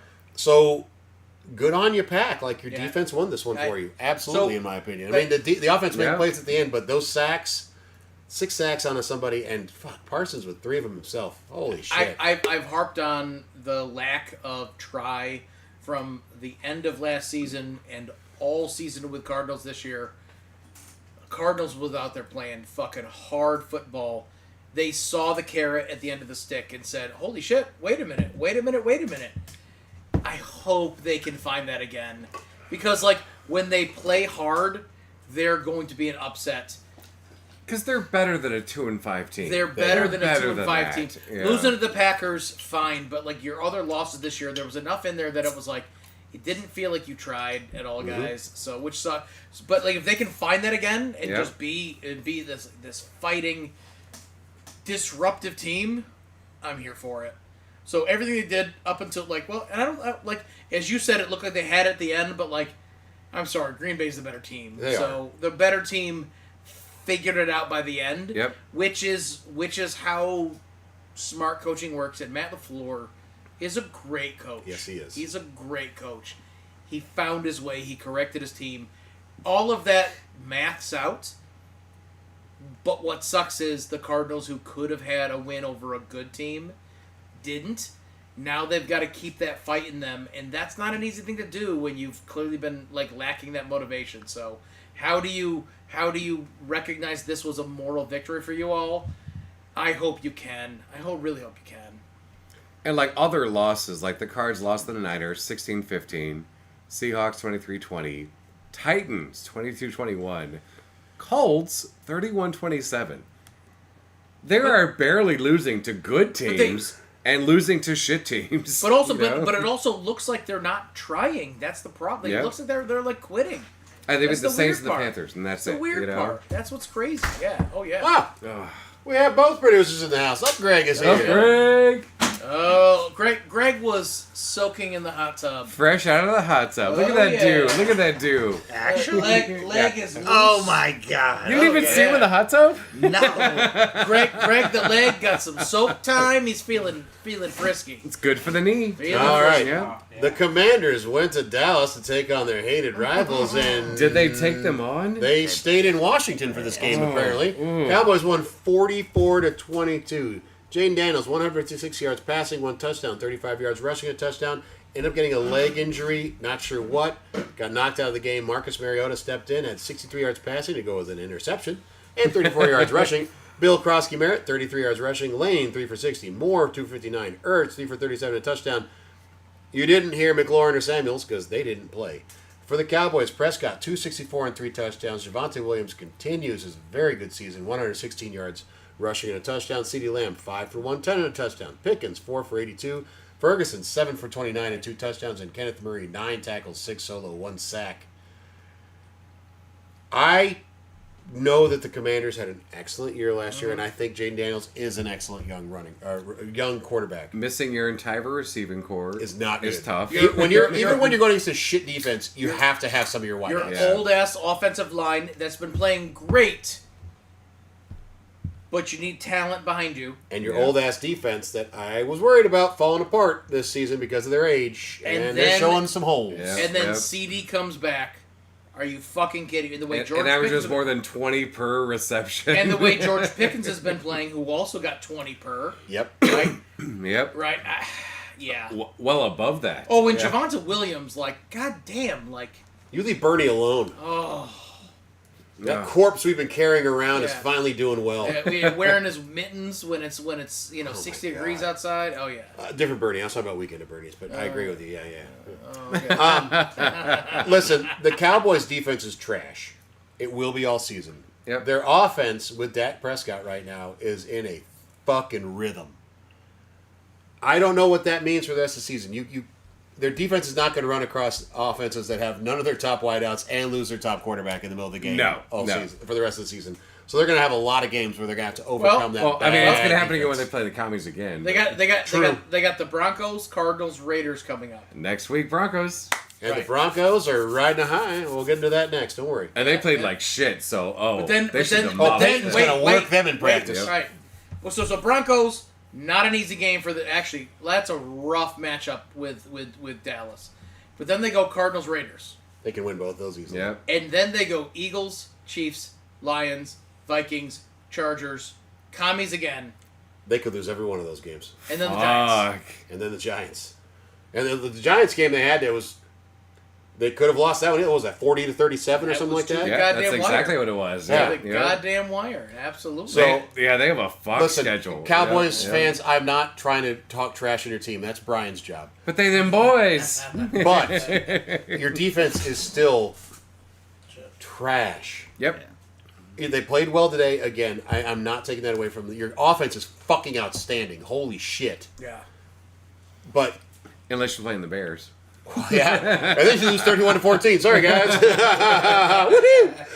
All right. But like CeeDee Lamb, George Pickens, Jake Ferguson, fuck. Yeah. Fuck. That That's a trio is- that's tough to cover. Yeah. And then the way Javonte Williams is playing. God damn it. Well, it puts Turpin in the perfect spot to be like the fourth Yeah, option, yeah. which is a great spot for a wide receiver yes. like that. Yeah, I agree. No, and their offensive line is playing well, minus a couple players. Like Yeah. they're doing really well right now on the Yeah, offensive side yeah. of things. Oh, they're like their offensive by the book just looks insane. Absolutely. All right, the game of the day, easily. The Giants traveled to Denver to take on the Broncos, and they were leading by quite a bit going into the fourth quarter. Unfortunately, the Broncos scored 33 points in the fourth quarter to win this. For the G-Men, the Dart had 283 yards passing, 3 touchdowns, and 1 interception. Car Ramrod, 60 yards rushing, 3 catches, 34 yards, and a touchdown. That's Cam Scatterboot for those who aren't paying attention. Wandale Robinson, 6 for 95. Bollinger, 3 for 88 and a touchdown. Johnson, 3 for 66 and a touchdown. Brian Burns, 4 tackles, 4 solo, 2 sacks, 3 tackles for loss. And a hobble back in a very end scramble that caused an offsides. Yes, that sucks. Because his ankle hurts. He couldn't get back fast enough after that long I completion. was shocked he was back in the game. I will say this. He looked really hurt. If you had Bo Nix on your fantasy team going into the fourth quarter, you were not happy. But you're pretty fucking happy now. 279 yards passing, 2 touchdowns, 48 rushing, 2 touchdowns. You talking about my wife? She was bitching before the first quarter. Look at this fucking 0.2 points. Look at this. Finished 44 points. Yeah. Fantasy. Yep. J.K. Dobbins, 81 yards rushing. Sutton, 6 for 87. Mims, 6 for 85. Ingram, 5 for 42. Franklin, 3 for 19 and a touchdown. This was the most points scored in a fourth quarter ever by the Broncos. We're going to start by letting Scotty discuss this as his team lost. And let him just... Because this Giants team still played very well with a rookie quarterback, with a rookie running back, minus Neighbors. I want Scott and Brian to talk. This will just take 2 seconds. But there was a moment where I was outside with the dog going, good for Scotty. Yeah. No, You legitimately didn't know that the Giants lost. No, I was just like... I It was think 19-0. game ball goes to Sean Payton. I would agree. For running onto the field and getting that penalty against him that I've never actually seen happen because I've never seen a coach run to the middle of the field. No, He was in the middle. He's at the 2-yard line. but very, In the middle of the field Right. at the 2-yard line. He was past the hash. very, very, That very would put him in the clearly, middle. very, very clearly, the Giants' pass rush is strong. Brian Burns, Yes. Jesus, yes. Brian Burns, definitely was dealing with an injury, but clearly it was he's still better on the field than off. If that's the case, I'm not going to say that was wrong by any means. But Sean Payton saw exactly what the Giants were doing to stop Broncos offense, and he said, I have a plan. And that plan fucking worked in a way that you could never goddamn imagine. Holy shit. You wouldn't believe this. Holy shit. This game if it but was, he if it was did in a not get a movie. single sack on Jackson Dart. Not a single one. Well, they did an excellent job of getting their hands up if they couldn't Yeah. get to Bo Nix. Jesus, that fucking. There was a lot of batted that passes in D-line the first 3 quarters yeah. by the Giants' defensive line. Every time I fucking looked, they were batting a pass down. Yeah. I'll say this. I'm really happy that I was actually bummed when Jackson Start was okay, we're getting rid of Russell Wilson. In my mind, it was just get through the goddamn season and then play Jackson Dart. But hey, you know what? Real world experience is better. He's playing better than I expected. Genuinely. He really is. Cam Scatterboot was clearly schemed strongly against. This was one of his weaker games, which is a wild thing to say. He did a nice job. Because he only had 60 yards? 60 yards rushing and 34 yards passing with a touchdown. Okay. Come on now. But that was a weak game for Scatterboot. But again, yeah. I didn't expect Cam Scatterboot to be this guy either. So both of them stepping up feels really good. The Broncos are a really good fucking team this year. Moral victory in the worst fucking way because 33 points sucks. Yeah, so You held them scoreless for 3 quarters. the professor and I were watching this game together and watching him come back. And when 3 quarters. When Scotty Stats got here, Yeah. he walked in the right before the Broncos took the lead, I think. Yeah. And we're like, tight game, huh? And the reaction was, what? Yeah. The last you'd seen, Giants were comfortably ahead. Yeah, no, I left the bar, went home, had to get all my stuff to come here, right? Chatted with my wife for a little bit, grab cigars, Oh, happy? You get a giant. walked in. What do you mean we're losing? How in the fuck? Yeah. But it was 19-0. Yeah. And then within a few minutes, how the fuck is this game about to go to overtime? What the fuck? 33-32? Oh yes, a Where missed the fuck extra. did that come from? A missed extra point. Early in the game. No, well, no, but also another one at the end. That first one. Whatever. Because but- then that came back to haunt them at the end. But then right. But at the 2 end, minutes this- extra points hurt. Oh yeah. No. Damn. And I You know we mean- screw with You each mean the other, difference in but the I game? literally walked in and was just like, big win. Like, you legit thought the Yeah, Giants no, like I fucking wasn't took it. fucking with Yeah, them. I was yeah. like, nice. I mean, if I was fucking out at the bars drinking and I saw they're down 19-0 fourth quarter, I'm like, all right, shot. Let me drink this fucking pain away. Yeah. I'll say this: the Giants are in a better spot than I expected. Oh, and by the way, they did this without Malik Neighbors. Malik Neighbors. Yeah. And Darius Slayton. Yeah. I mean, the and part, man. Daniel Bellinger been stepping up in a nice Actually, way. and there Matt were- had said something earlier Yeah. when we were watching the game. He was like, it was probably better for the Broncos that Malik Neighbors wasn't there. Not because he's their fucking best receiver, because they didn't have to scheme against one receiver. And like, fuck, you take out their top two, you're right. The secondary, the safeties, all of them, like, yeah, there's no number one guy you have to always be looking out you for. gotta look out for Wandale Robinson. Yeah, and Right. that's it. Yeah, you know, yeah. like, Right. You're But- not focused on double teaming with Right. Neighbors now. But so- Bellinger and Theo Johnson for a tight end core, like they Yeah. they have good hands. They're nice, but if they're gonna get better and better, then like And one of those tight ends had a very fortunate catch off of a pass that went That off the bounced- hands of another wide receiver. Bounced right into his hands Oh my and he took God. it right down. I thought Brian was going to have a heart attack. that when happened all fucking day long Yeah. in that oh game. god, though. yeah, no, Fuck. that one was one where I'm chatting with my buddy Steve on this side, my wife on this side, and our friend Ralph goes, "I'm sorry." Did you just miss that? I'm like, I just missed that. Hold on. And he was like, watch this play. And yeah. Because he had stopped watching the Redskins game at that He point. 100% had stopped watching the Redskins. Yeah, that's because they don't play anymore. And listen, no. He's Hold on. allowed. He's an old school fan. He can call him what the fuck We he are- wants Oh, I to. thought you were calling him. No, no, we are. no. Ralph calls it the Redskins. We were talking about Ralph. That's why we said Okay. Redskins. That was actually intentional. So Okay. he does not like I thought calling you them pulled a anything Matt. No. other than the Redskins. So I'm better than that. That was a very intentional thing for our guy Ralph. So yes, Yeah. that's how he refers to them. And like, Win I or I loss. hate do I want the Broncos to win every week? Of course I do. Am I conflicted if they beat the Giants? Not normally. A Giants team that has some shit bubbling? Yes, I am. Like, because That's- I want your team to do And- fucking well. And that's you what we know? said is that's the football fan reaction to it. Yes. There's plenty of people that are win, lose, or draw. I only fucking care about my team, and I don't think that's wrong. But that's not a football fan. But a football Yeah. fan says, "Man, oh man, the Giants were looking good, and I'm here for it because they've been struggling, and we weren't expecting this. This kind of play for offensive play for them. Defense, we did expect. Yeah, they have a great fucking defense. And that's to me like that's this whole fucking Yeah. season.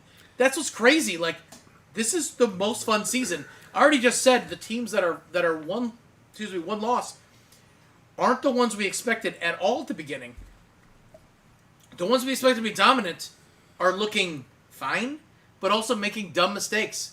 This might be one of the most fair and balanced seasons up to this point. That's a good way to put it. Yeah. that since we've been doing this show, this might be the most fair and balanced season we've seen in a while, which is just downright fun. Because there is no winner take all. Oh, Like Kansas City and Mahomes can still do their last minute, oh yeah, we're capable, but maybe not.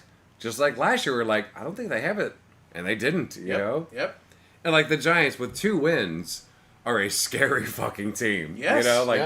Well, Well, and they're very they started the year with what was projected as the hardest schedule. and they still do. Yeah. And that is right. That doesn't necessarily change. But right, they got to go see the Eagles again. They got the 49ers, they got the Bears, they got the Packers, they got the Lions, they got the Patriots, they got the Commanders, the Vikings, Fuck. Raiders, Cowboys. Like, it's not Oh, like you get it's to play the easy- Raiders. Yay! You know. But okay, but like we played the Saints and it was 26-14 in a loss. But We that's lost to also. the Saints, I mean, and then we beat the Eagles the next week. Like this team is wild. That's the epitome. Like they're doing the same kind of shit. The epitome of this year. if the like, front office does what they should do for both teams, for my team and for your team, I can easily see in the next 5 years a Broncos Giants Super Bowl. that Sure. that Like, isn't I really like, can. Like in 3 it might be years- the year that Scattaboo retires, Oh. but you know, Medically. he's gonna get a fucking ring out of it. You know. He'll get wheelchaired onto the field to celebrate this for goddamn sure. But he played in the game and then wheelchaired out for the celebration. Don't hand him the trophy because that hand's gonna be a shaking. Why do you look like Muhammad Ali at 60 years old? Ouch! Ouch! That's the way that man plays I mean, you're not football. wrong. It is. You're not wrong. With Yeah. plays football. It's crazy. So that is all of today's games.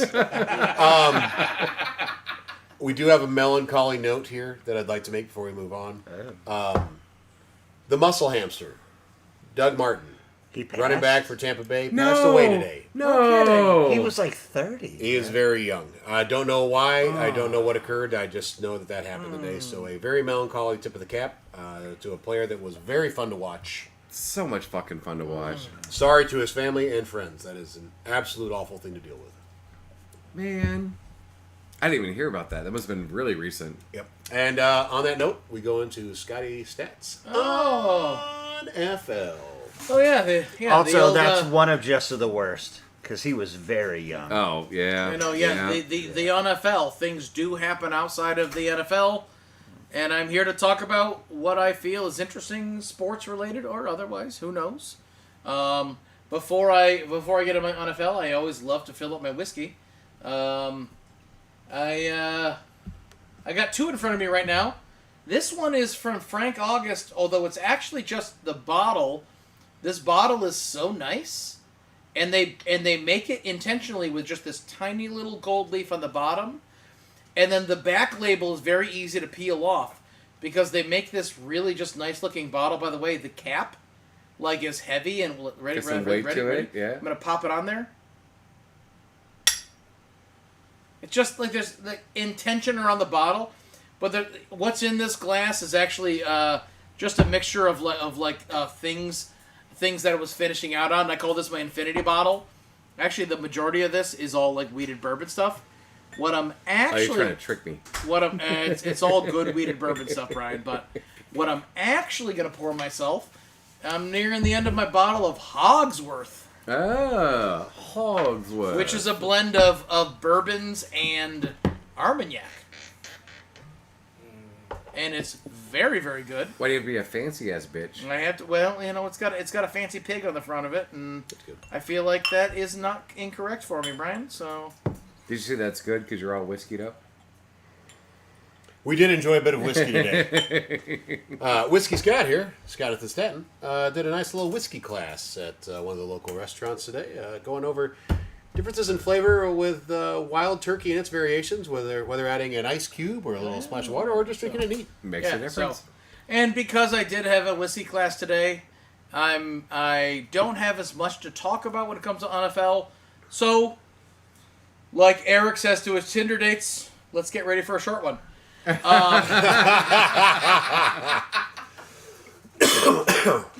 Take that as you will.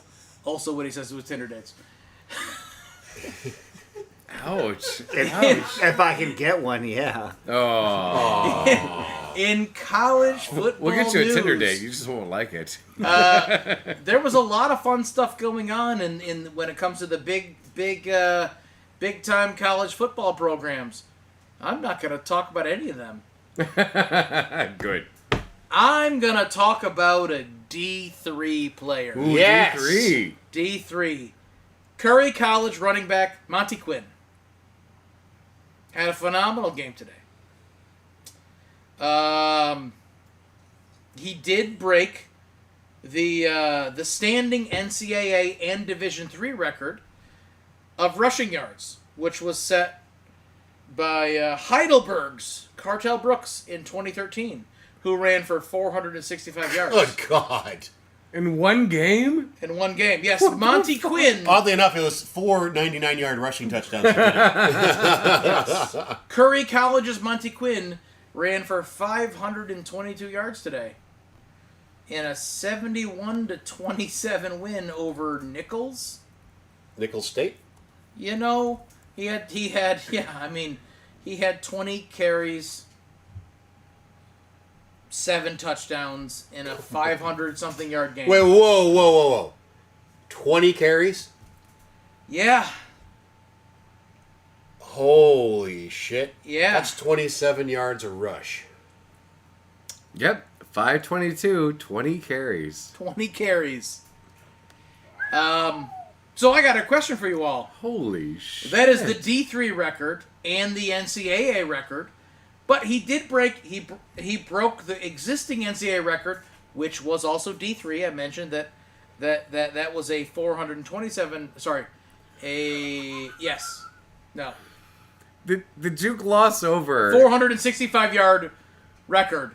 The FBS record for rushing yards in a game is 427, who was set by... Samaje Perine. You think Samaje Perine? That's a great fucking guess. Who do you think? You want a year? You want a team? Give me a year. Year is 2014. Ooh. Matt, you got a guess? I'll let you ponder, and then I'll throw a team at you. Give you a little bit, but I'd love a guess if you got one. Jonathan Adrian Taylor? Peterson. Jonathan Taylor, Adrian Peterson. It feels like that's a little bit Like too He late. would have been close to Yeah. retiring from the NFL Yeah. at that point. Yeah. So I was way off of my Played guess. for Oklahoma. Samaje Perine fits the Samaje time. Perine, Yeah. Eric, Oh, yeah. without hesitation. Was it against Tech? I didn't even look up what it was. Well, he Scott- was, if I remember correctly, he was actually the running back, I think, in the Baker Mayfield Patrick Mahomes That game. insane game. Yeah. Oh, was it really? Yeah. I 427 think he was in that game. yards. Scott, I watched those highlights at yeah, midnight yeah, with a half yeah. chubby. Oh yeah. But I mean, good God, 522 yards on 20 carries, 7 touchdowns. But this dude, okay, so touchdown runs of 64 Oh, it yards. was against Kansas. 30 yards, 76, 84, 58, 85, and a 2-yard touchdown run. And a 2-yard Like, touchdown. You know what? Jesus. So that tells me a couple things about that guy. Number one, he's faster than anyone else on the field. He should not be playing for a D3 team. That is that too. Also, that offensive line was blocking real well. I hope so. 71-27. The problem with D3 is it can be so imbalanced. Yes. So imbalanced. But, I mean- anyways, Again, like, keep your eye out for fucking Monty Quinn. Because a lot of those D3 guys, like, they didn't peak in high school, so they didn't get a good fucking scholarship. Yep. So they Yep. play wherever the fuck they can play. Yep. Absolutely. Holy shit. In NBA news, Yeah. Malcolm Brogdon. No shot. It's a name you might Not Bogdan. No, no. There's a Brogdon. Yeah, Bogdan Okay. is a European player. Not a relation. Okay. Not a relation. Brogdon is retiring at age 32 after 9 seasons. Drafted in 2016, won the 2017 Rookie of the Year. Played in Milwaukee. Spent 3 years. Played in Indianapolis for 3 years, and then Boston, Portland, Washington. Finishing with 15 points on average, just under 1 steal a game. Wait, but he won Rookie of the Year? Rookie of the Year, he was 10 points, 1 steal. I feel like a piece of shit for not even know his name. 4 assists. Yeah. I mean, 20. Was this the year where the Cavs had the number 1 pick and that guy never actually did anything in the NBA? You know what? I didn't even look to see what Brogdon got drafted. He was. By the way, he was a 2nd-round pick, my pick 36. Wow. And he got Rookie of the Year. Wow. Just Weak a rookie class. solid guard, but just like, and not even like tons of extended time out, but just solid guard for who he played for. He went to Um, UVA. But I did want to point out that we now have the 2017 Rookie of the Year retiring before the 2004 Rookie of the Year, who's still active. Oof. But that's LeBron, and I just had to mention it. Because I have a basketball thing I'd like to bring up. there's real actually a fast. number of Rookie of the Years that have... yeah. But it's also wild that the 2017 Rookie of the Year, after 9 seasons, just retired. Yet here we have the 2004 Rookie of the Year. Still going strong. Going strong, Eric. Strong. Eric's favorite player. Yeah. However, the most impressive thing that actually happened, and the only thing that's arguably worth talking about, is in baseball. Wow. Can I mention one NBA thing first? Yeah, oh no, please. That yes, I don't please. understand? No, please, And yes, I was please, supposed to say, please. I want yeah. Kevin Durant's agent if I ever get a job where I need an agent. Could I also... That man just got a 2-year, $90 million contract extension, and he Yeah. is not the player that the Houston Rockets, I think they traded for, Also, in my opinion. Also, would just like to say, Malcolm Ooh. Brogdon from Virginia. From Virginia, yes. Good for him. Oh, actually, Penix just got He was rocked and he was fumbled the ball, recovered by incredible. San Francisco. He Yeah. was incredible at Virginia. And yes, he was. And he has generational wealth. Good for him. Yeah, absolutely, yeah. Yeah. Okay. Yeah, no, Kevin Durant, like if he can, listen, I think he is a $45 million player. The Now? question, actually, the way he's like, he still plays at this elite level. He does. The problem is, he likes to play ball. He doesn't always fit well on teams, and Houston was a team. They were so fun last year and the year before. And now you've got this guy who you have to play around. And I'm not like Kevin Durant can score at will, but that doesn't mean that's right for your team. So I'm hoping that Houston has it in them to make all 45 billion work. But yeah. Anyways, in baseball, Friday, the Dodgers won the NLCS. Oh, fuck, it's so amazing. In a 4-0 sweep over the Milwaukee Brewers. But Yeah, that game by each, oh my god. Shohei Ohtani. Ohtani Oh my god. Yeah. might have played the best game of baseball of all time. He might be the best baseball player we have ever seen. There's Truly. Yeah. right. Truly. Yep. He I got don't say that lightly. Not a Dodgers fan. No, I'm not a baseball Purely fan. baseball. Like, oh my god. I'm not a big baseball So- fan. He's so- amazing. He pitched for 6 innings. He had 2 hits against him, 0 runs, He hasn't got to the best part yet. 10 strikeouts, with a 2.25 ERA. And And no trash cans. He batted. This is the Dodgers. let it go, motherfucker. He batted 3 times. All 3 were home runs. Yep. One of them for over 430 yards that left the fucking park. You think he placed a bet on himself? Fun as shit. Jesus Christ. That's how you do a dig about someone doing something illegal. That's the only part that mars his fucking reputation. Yeah. He pitched 6 innings Yep. and got 10 strikeouts. Yep. And 3 No homers. one scored on him. Yep. And he put 3 on the board for his team. He only had 2 hits. No one scored on him. And then he homered 3 times, one of them out of the park. We are watching the best baseball player of all time. So then I saw this very thing that said possible. his contract, which is this insane contract, He right? doesn't actually hit for like another 15 years for the salary cap. Oh, for the okay. Dodgers, No, right? Yeah. but the way that they delayed it, blah blah blah. But apparently, the Dodgers have already recouped all 500 million or whatever of his contract Yep. in 1 year, based on increased ballpark sales and merchandise sales. Yep. Jesus. They've already recouped And park revenue.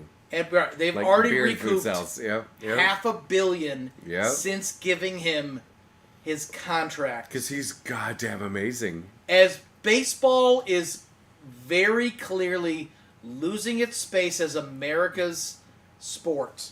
It has been America's sport for a decade. Yes, and they've held on to that title. They keep trying to say it, but it's not Yep. they don't say it anymore. As it's losing all of that, the single best player in all of baseball. Holy shit! Yep. It is wild. Yeah. Wild, wild, wild, wild. So, and that is my Eric style short on NFL. Just quick thing. If you guys Obviously. if you guys were shut the I hate you so much. But if you guys were in LA and someone said, "Hey, do you want to go watch Shohei pitch tonight?" Yeah. Yeah. You know, you want to watch Shohei pitch tonight? It's going to cost you fucking hundreds at this point. Yeah. Holy shit. And I'm not talking Absolutely. off season. Like, going into next year, oh my good God. And let's be honest, it's not like there's any lack for wealth in Los Angeles, which means Right. those stadium sales, it seemed wrong when he got that insane contract, and especially the way that they backloaded it. It never really did to anyone, though. It kinda made a lot of sense. I mean, like, it didn't seem wrong. It It felt seemed like it was. a weird Felt like they were stretch. cheating the salary cap.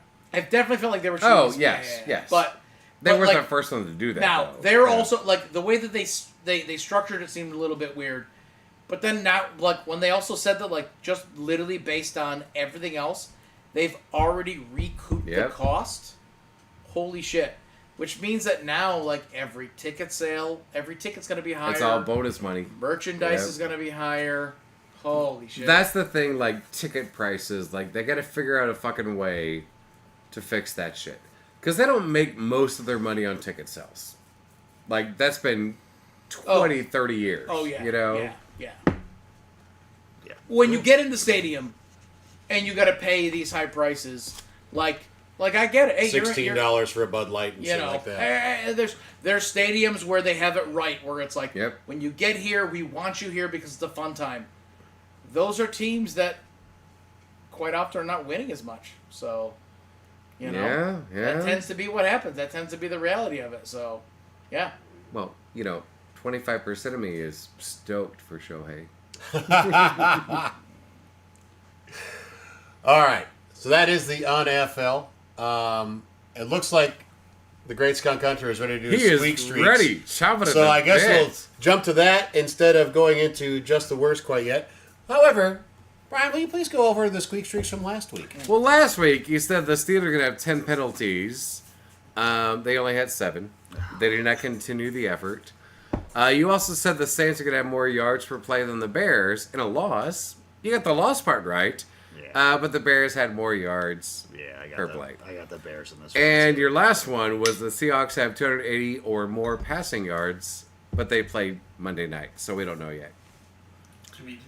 So far, you're pretty awful in your picks. Yep. Well, I do. Okay. As per the usual. All right. He So, shouldn't stack them like this, but I love that he does. so as Scott says, I keep it short because I can't get it long. All right. The Well, Bears. long versus hard, those are two very different things. There you go. It's a mix of both. All right. The Bears haven't given up more than 24 the last 3 weeks. That will continue next week versus the Ravens. I like that. I'm going to butcher this pronunciation. Devon Akane. A-Chan. Thank you, Maddie. What the fuck? Yeah, no one ever says his name, so it's weird you don't know it. All right. He will have 6.4 yards Dolphins per run in a loss versus the Falcons. I believe in the law. 6.4. I And a loss. to be honest, I believe in the talent. That's a lot of yards per carry. that's a lot of Yeah. yards per carry. Okay. Drake May. Sorry, I'm gonna interrupt real quick. The problem I have with that is they're gonna be behind early on. The issue is, are you talking about rushing yards or passing yards or in total yards? No, rushing yards. Because that's where you're gonna burn yourself. Because his total yards 6 might be good, but if you say rushing yards, I think that's gonna hurt. Yeah, well, I'm just doing fun All picks. right, all right. All right. Drake May. Here's a very spicy one. Over 7.5 yards per rush versus the Browns in a win next week, which he did today. Oh. And I then- Against a much lesser defense. yes. I don't And then hate it though. I don't hate it. because I just want to get in front of my just the worst. I don't hate it. Max Crosby, who is from Michigan. It is a shame he does not play for Detroit next to Aiden Hutchinson and is on that team. And then it's all you boys. You're just the worst. Is Max Crosby should be playing next? Max to Crosby not being on Detroit is my just the Yeah, worst. you're not wrong. Max Crosby not playing for any of 14 other teams. Yeah. Yeah. Is accurate, yeah. But no, he's from Michigan, went to Eastern Michigan. Like, Detroit's good. Agent Hutchinson would be on the other side of him. Like, My that would God. just That'd be fun as shit. fucking- Yeah, Yeah, yeah, yeah. holy shit. Until No one of one- them was due for a contract extension, and then the other one would have to be leaving. Yeah. All right. Next, just the worst. Who's up? I have a very simple just the worst. Okay.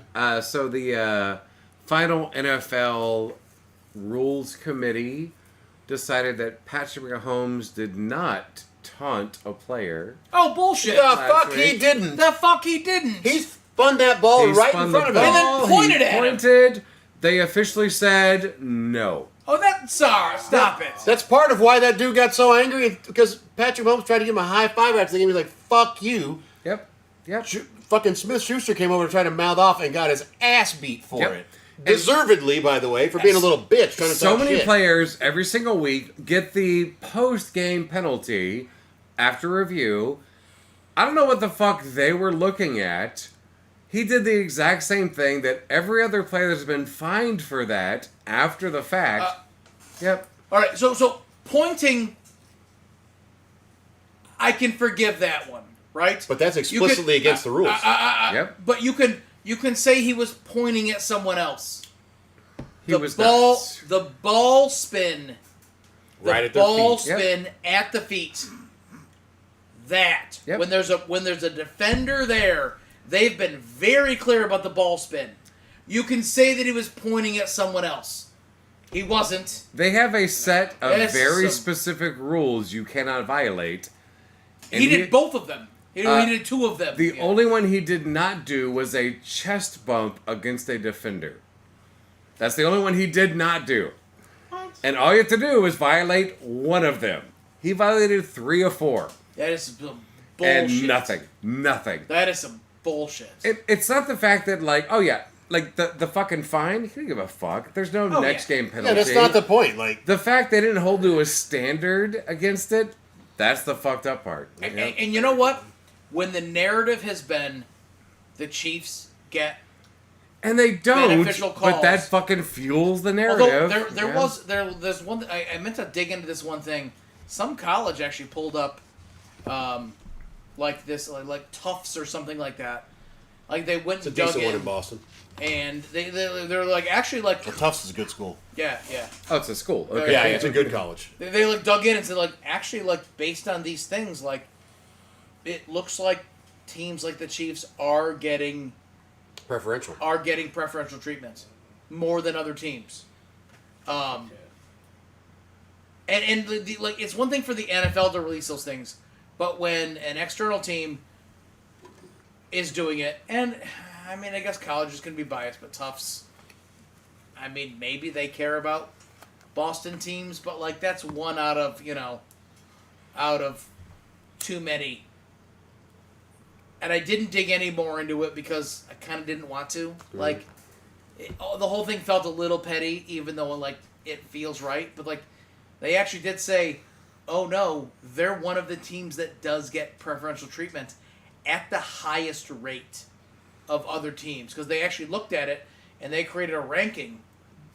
Basically, like, I'm curious because last year there was a few studies done where it appeared that they did, but they actually did not. But they were only quarterback related. I haven't looked at anything about the team in its entirety. yeah. Well, that's interesting. Yeah. So I didn't spend enough time on it, and I just didn't. This week was not the week for me to like dig into something like that. And it was, and I forget who it was exactly, but I was like, I want to go back, try to see if I can find that again because, like, an independent study from, I mean, like, it's to say independent is tough because, Tufts. Do they care about a New England team? Sure. But do they care more or less about a team from Kansas City? Maybe not. Yeah. But when they looked at it and they're like, no, they actually created a ranking But of that like, one, like, I was sure after it happened, I'm like, okay, he got away with it. He's going to get the fine next week. Yes. And they were like, nothing. No. I'm like, Yeah, that's bullshit. That's bullshit. like, what game tape are we watching? What games are we watching that you don't have privy to this video footage? Ready for this? You have the time to sit in the room and say, if we make this call, is this more or less beneficial from a, call it, political standpoint?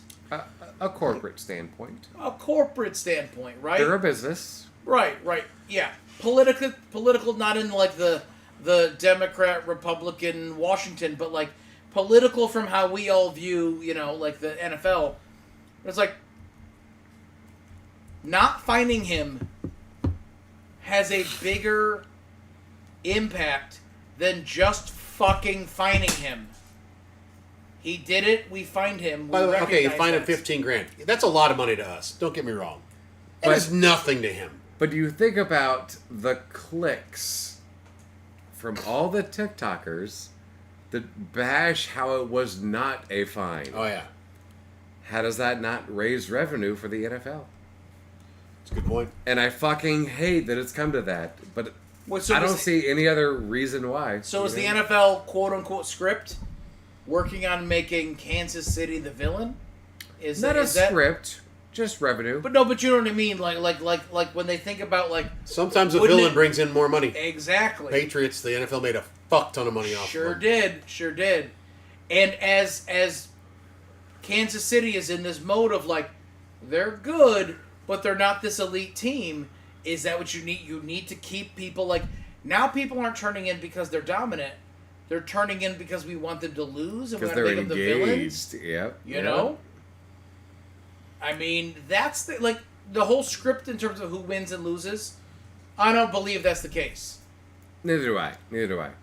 But in this sense, where it's like, how do we make sure that we need a team that people Hate. despise? Yep. It's hard to hate the Patriots now. Who are good. Right? It's Yeah, like, that's the other good thing. Has to and be a good hated. team also. who else? Who else is a hated team? Across the board. It's hard to hate the Cowboys right now. We love making fun of the Cowboys, but you can't hate the Cowboys because they haven't been good. The Browns for their ever. I mean, if you're a revolving Jets doors of fan, you future great must hate quarterbacks. that team The- at this but- point. but- No, they do not. I'm just they do joking. not. Yeah. But the Browns are a weird one because like we can hate the front office for Yep. their And stupid things, and still love the team. Yep. and we recognize their fight and their scrap. Right? Like there is no evil team. We need an evil team. Like if that's a fucking NBA ass decision sitting in that boardroom going, MLB made a lot of money off the evil empire in New York. yes, 100%. Yep.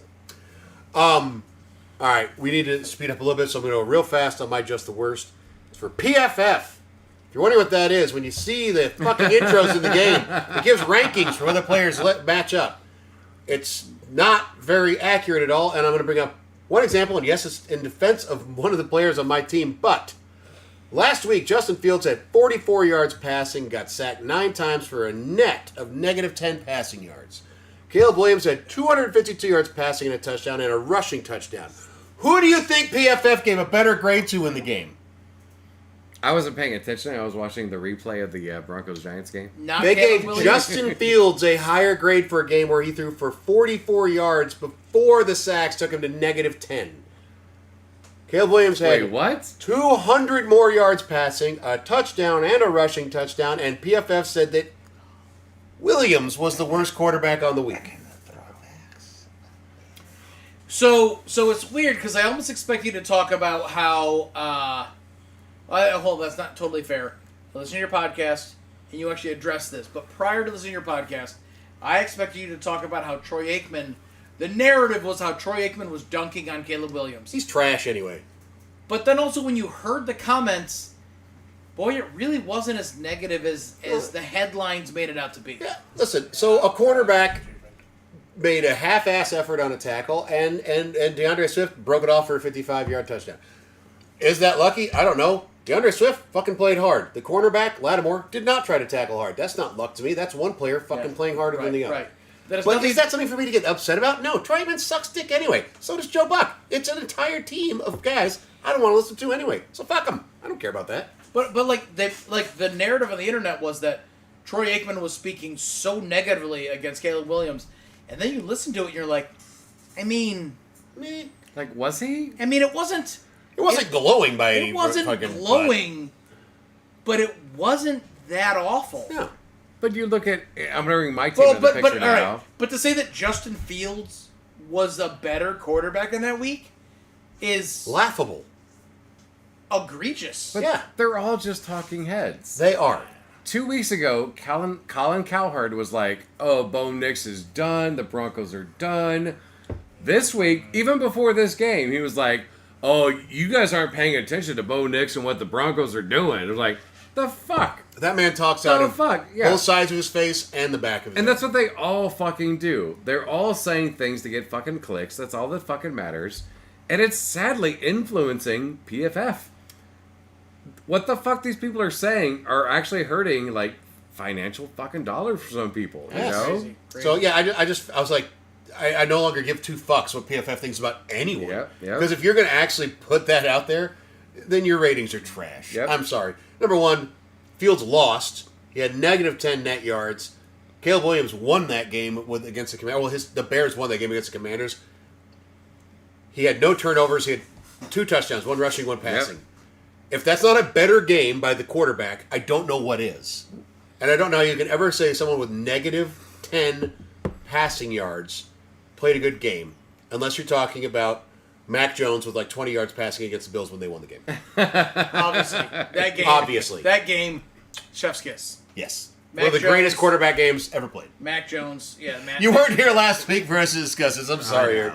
All right, that is just the worst for this week. Let's get into this week's picks because we're approaching 2 hours already. Killing it. Listen, We talked for We're 30, awesome. I think we talked for 30 minutes on the Browns. So. that's okay.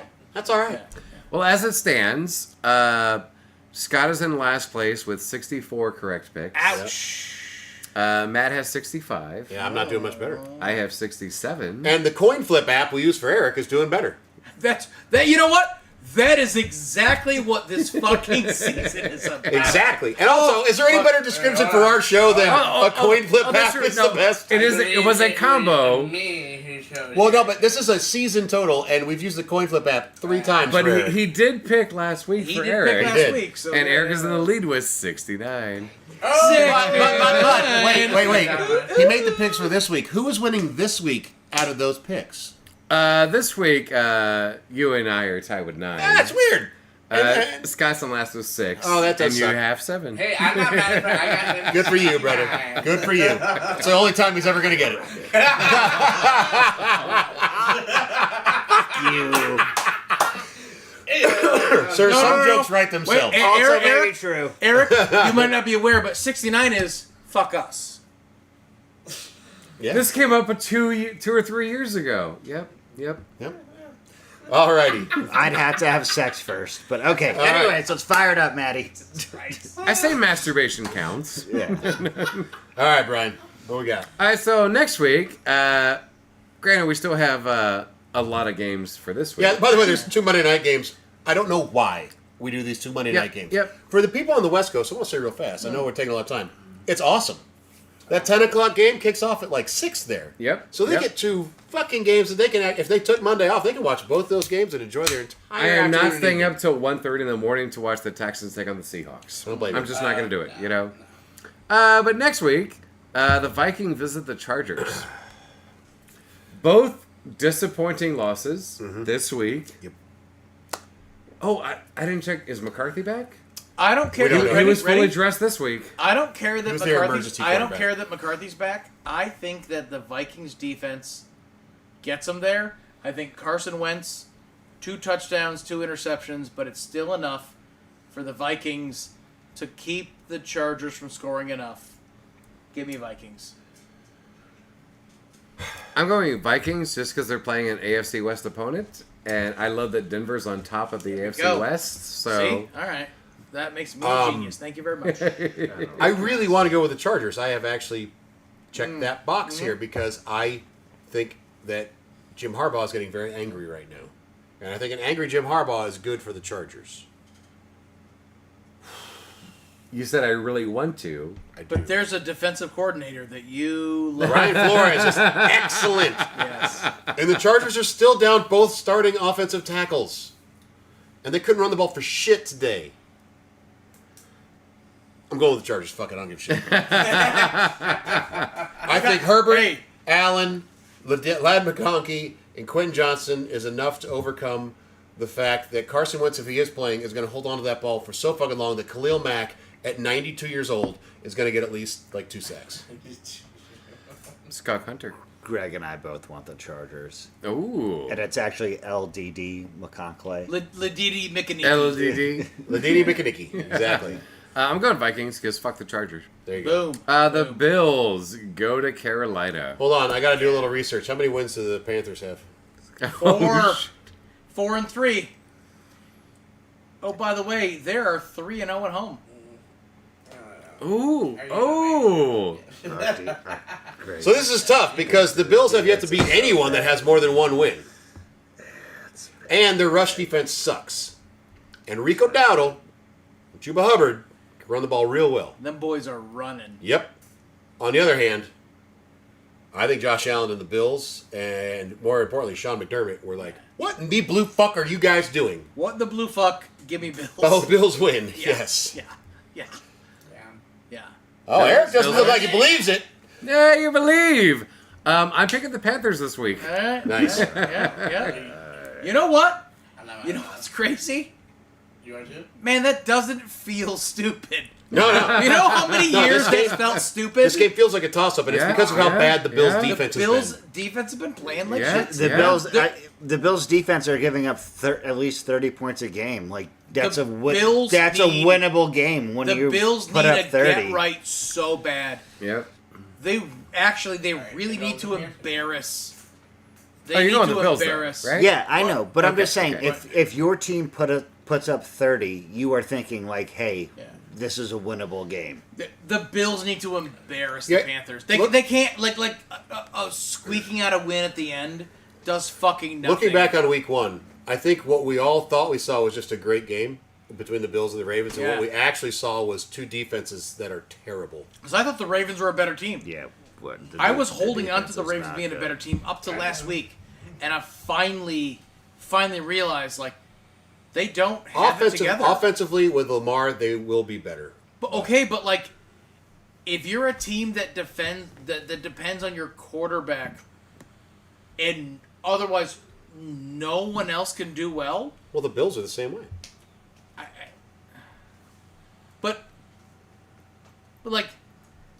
but even when your quarterback is there, you're still not a great team. Yeah.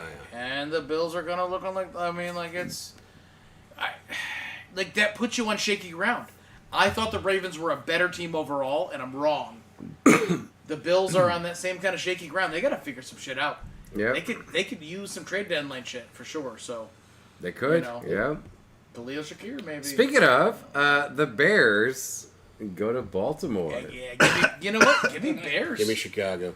Give me Bears. Chicago. Also Chicago. 'Cause Sorry, I but- Might need it wanna- for the streak. Oh, we're all going Bears? Or is it all going Baltimore? It's all in B. I don't know. Oh god damn it! I hate when that fucking happens. I just can't. I can't like. I really thought the Ravens had more in them with or without Lamar. That's what she said. And they're did she say with or without Lamar? Yes. She loves Lamar. Apparently. That was a block in the back by that offensive lineman. The Ravens are gonna get a second win. They're gonna I don't get a know when it's second gonna win. come, but I don't think next week against the Yeah, that's what she Bears. said. She Yeah, should, yeah, we that's are on her. Bears across the board. The fucking Browns at the pass. Yeah. Man, After this week, I fuck, want to fuck. pick the Browns. I cannot bring myself to do it, though. The Patriots' offense with Drake May is showing enough spark. I know the defense from Cleveland is good, but this is not, as far as we know, going to be an absolute shit weather. And the New England defense is better than the Miami defense. Yep. And if Dylan Gabriel can't do more than 100 yards passing, they are fucked. Who says against he's New the England. quarterback?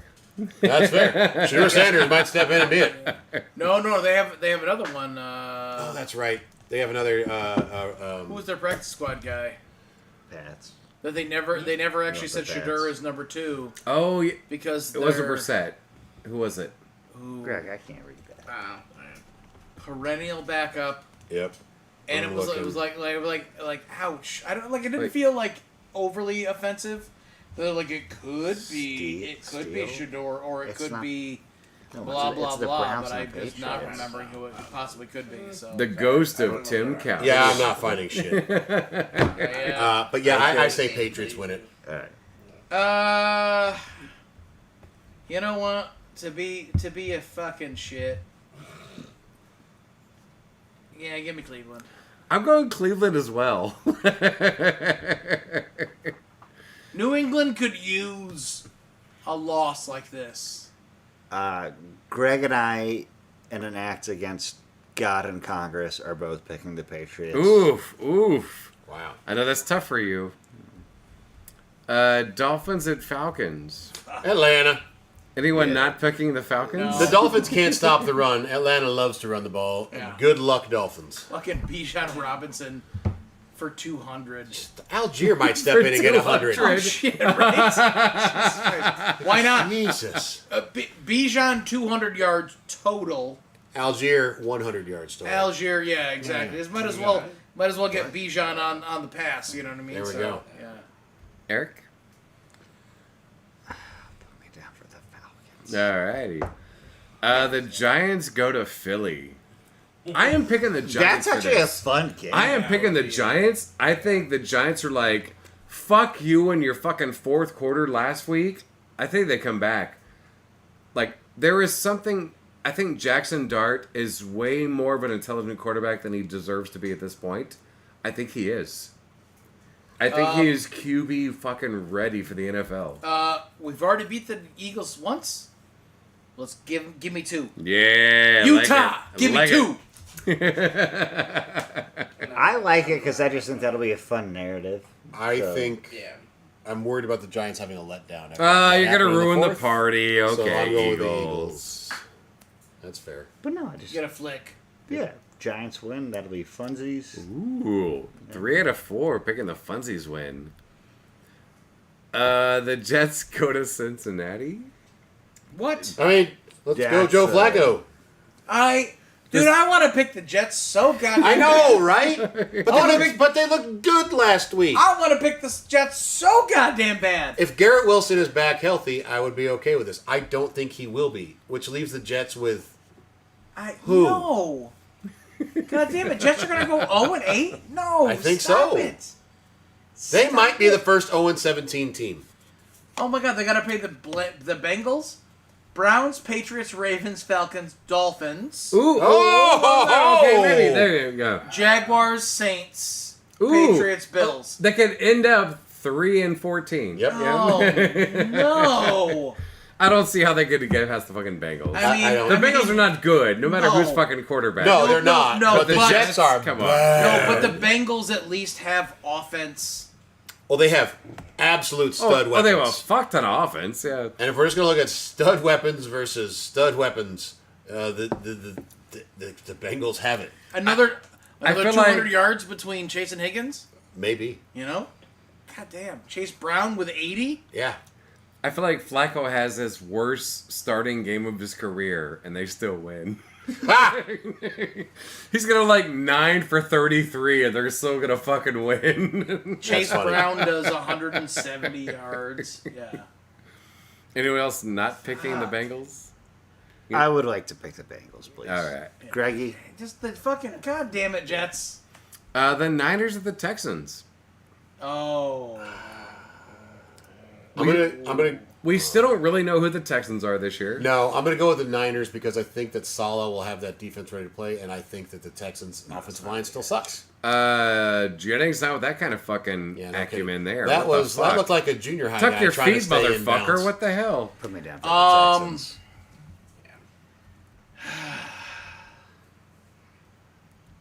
Even with Mac Jones, I shouldn't say it like that. Mac Jones played some good. Well, it's Brock good- Purdy good- tonight. Well, I know Brock Purdy tonight, but like even like he's been dealing with injuries, but like even if it ends up like with Mac Jones again, it's like, I mean, they've been playing some okay football, and the Texans have not. I don't know. I want to pick the Texans, but they fucking 49ers. I don't know. Fuck. All right. Yeah. Yeah. 50 split. The Bucks go to New Orleans. The Bucks. Baker. Anyone not picking Baker? No. No. All right, next game. Cowboys and Broncos.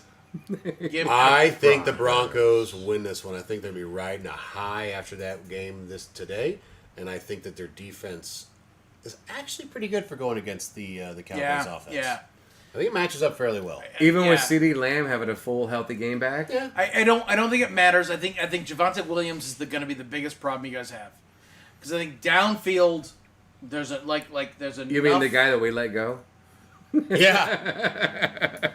but yeah, Williams has another stud game, but I could see Dobbins and Harvey having a good game for the Yeah. Broncos against that Yeah. offense, against that Yeah. defense. Are we Yeah. Broncos across the board? I'm Broncos. All right. Broncos. All right. Again, it's nothing against Dallas's offense. No, But their no. defense is fucking trash, and I think you guys are going to light them up.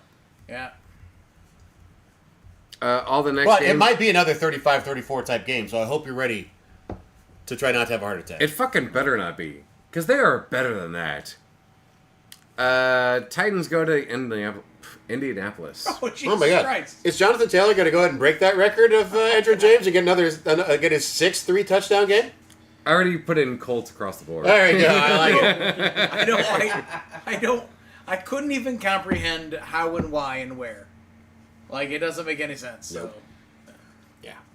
I don't know how many combinations of things would have to go right and wrong for that to not be a lot. fucking Colts. A lot. No, I think all of them. Not like 80% of them. All of them. You would know? need a series of injuries. You need a series of mishaps Like- and handling the ball. All kinds of things. Like a bus crash on the way Oh, to the yeah. stadium. And, you know. Yes, absolutely. I'm curious, have the Colts have a bye? They have a bye week 11. Oh, those lucky fucks. Oh, it's so late. You never know. It's a good time to get healthy. Yeah? Yeah, so But like they don't like really they're- need it. They're, yeah, No, so they right- don't, which is why they're right coming now, in, like, keep playing. Yep. wow, that's just like actually that's a great setup. Like Tennessee, Pittsburgh, Atlanta, then bye week, and then Kansas City, Houston, Jacksonville, Seattle, San Francisco, Jacksonville. Fuck, the Colts schedule is nice. God Well, damn. they play in the AFC South. I And it's know supposed to it, have but, playoff like- implications, even though it's not going to. Jesus.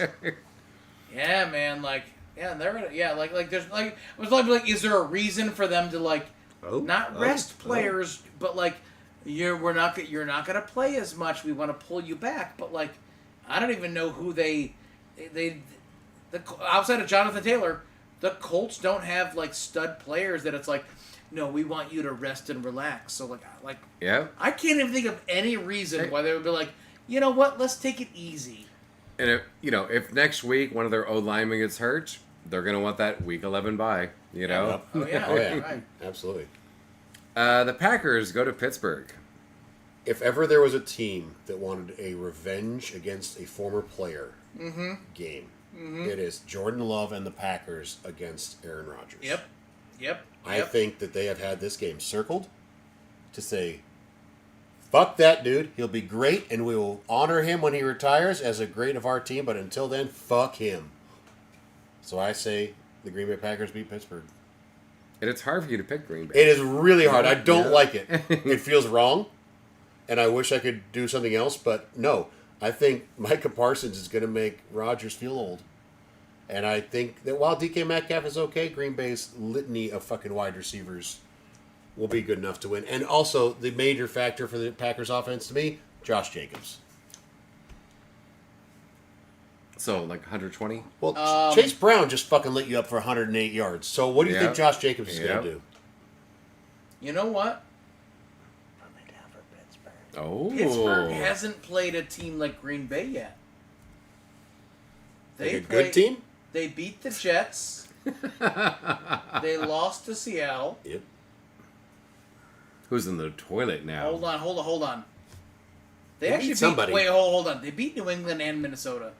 Let me pump the brakes on that. those were solid wins. I'm going to backtrack on that. Mike Tomlin is worth a bit here. They beat Cleveland and they lost to Cincinnati. They're gonna Green Bay's gonna win, and then they're in fucking trouble. Indianapolis, Chargers, they got Bengals again. They got Chicago, Buffalo, Baltimore, Miami, Detroit, Cleveland.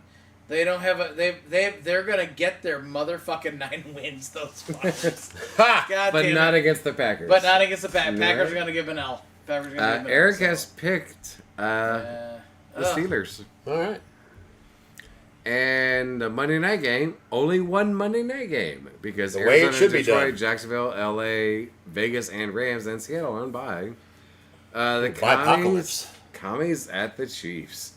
Oh, yeah. If you're playing fantasy football, This is a big one. It might be time to make some trades. Well, I You know? mean, not having any players for the Rams and any players for Detroit, that's big. Yeah, for fantasy. I see Casey. If Jaden Daniels getting hurt today, if it's Marcus Mariota, this game won't even be close. Jaden Daniels will somehow keep the game close, but without him, KC rolls, in my opinion. Yeah, well, Casey's defense is the one that makes the difference, and and you were down your quarterback and 2 wide receivers, and even if their injuries are not that bad and they come back perfect, that changes things, and I think that's a fun game. But Arrowhead is different. Still missing your receiving core. Yeah, we don't even know if McLaurin or Right. If Debo will any be of playing. them will play. Right, Yeah. right. Yeah. Yeah. And KC's receiving core is now at full strength. Yep. Yeah, I guess give me Chiefs. Chiefs. Yeah. I am picking the commies Uh-huh. Because you don't want to pick an AFC West team? because fuck the AFC West other teams. But also, I mean, I wish I could do that. I had to pick Green like Bay. getting a goddamn drumming from the Cowboys today, and like coming back, if they get one of the receivers back, Yeah. But if Jaden Daniels can't play, Marcus Mariota. Oh yeah, against no. Mahomes, Listen. Brian. No, like- Brian's thought. It's solid. falls apart. I understand where he's It coming falls from. apart And, like- if Marcus Mariota's behind center. but we saw the Jaden. Like, I don't think he's out. He's gonna come back. I'm gonna guess like deep bruise, low blah blah blah. You know, but it's so fucking early. It is. I also don't want to pick the Chiefs to ever win another game. That's fair. And this is one where I think it could be competitive. So, Okay. All right.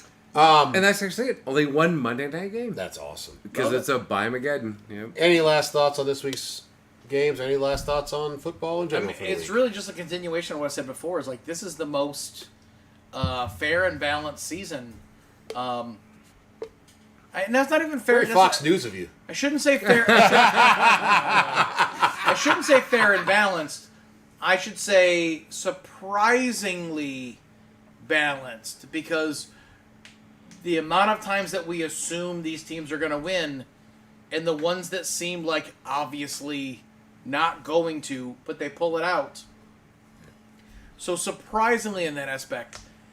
And that's in that makes it just so wildly fun. Like that the teams that are Super Bowl contenders are losing from the beginning of the season. Like are losing. 70% of the teams are currently Super Bowl contenders. You know, Right? it's fucking fantastic. Exactly. Which goes into my best thought of the week, and that is, for the first time in a long time, I feel like the majority of the NFL, we may not know for sure yet if these quarterbacks are going to be the answer for them, but it feels like the majority of teams in the NFL have a quarterback they at least have hope Yeah. Yeah. is the quarterback for the future. Yeah. The Colts, no one saw Daniel Jones doing this. No. He's going to get a No. contract extension Yeah. with him now.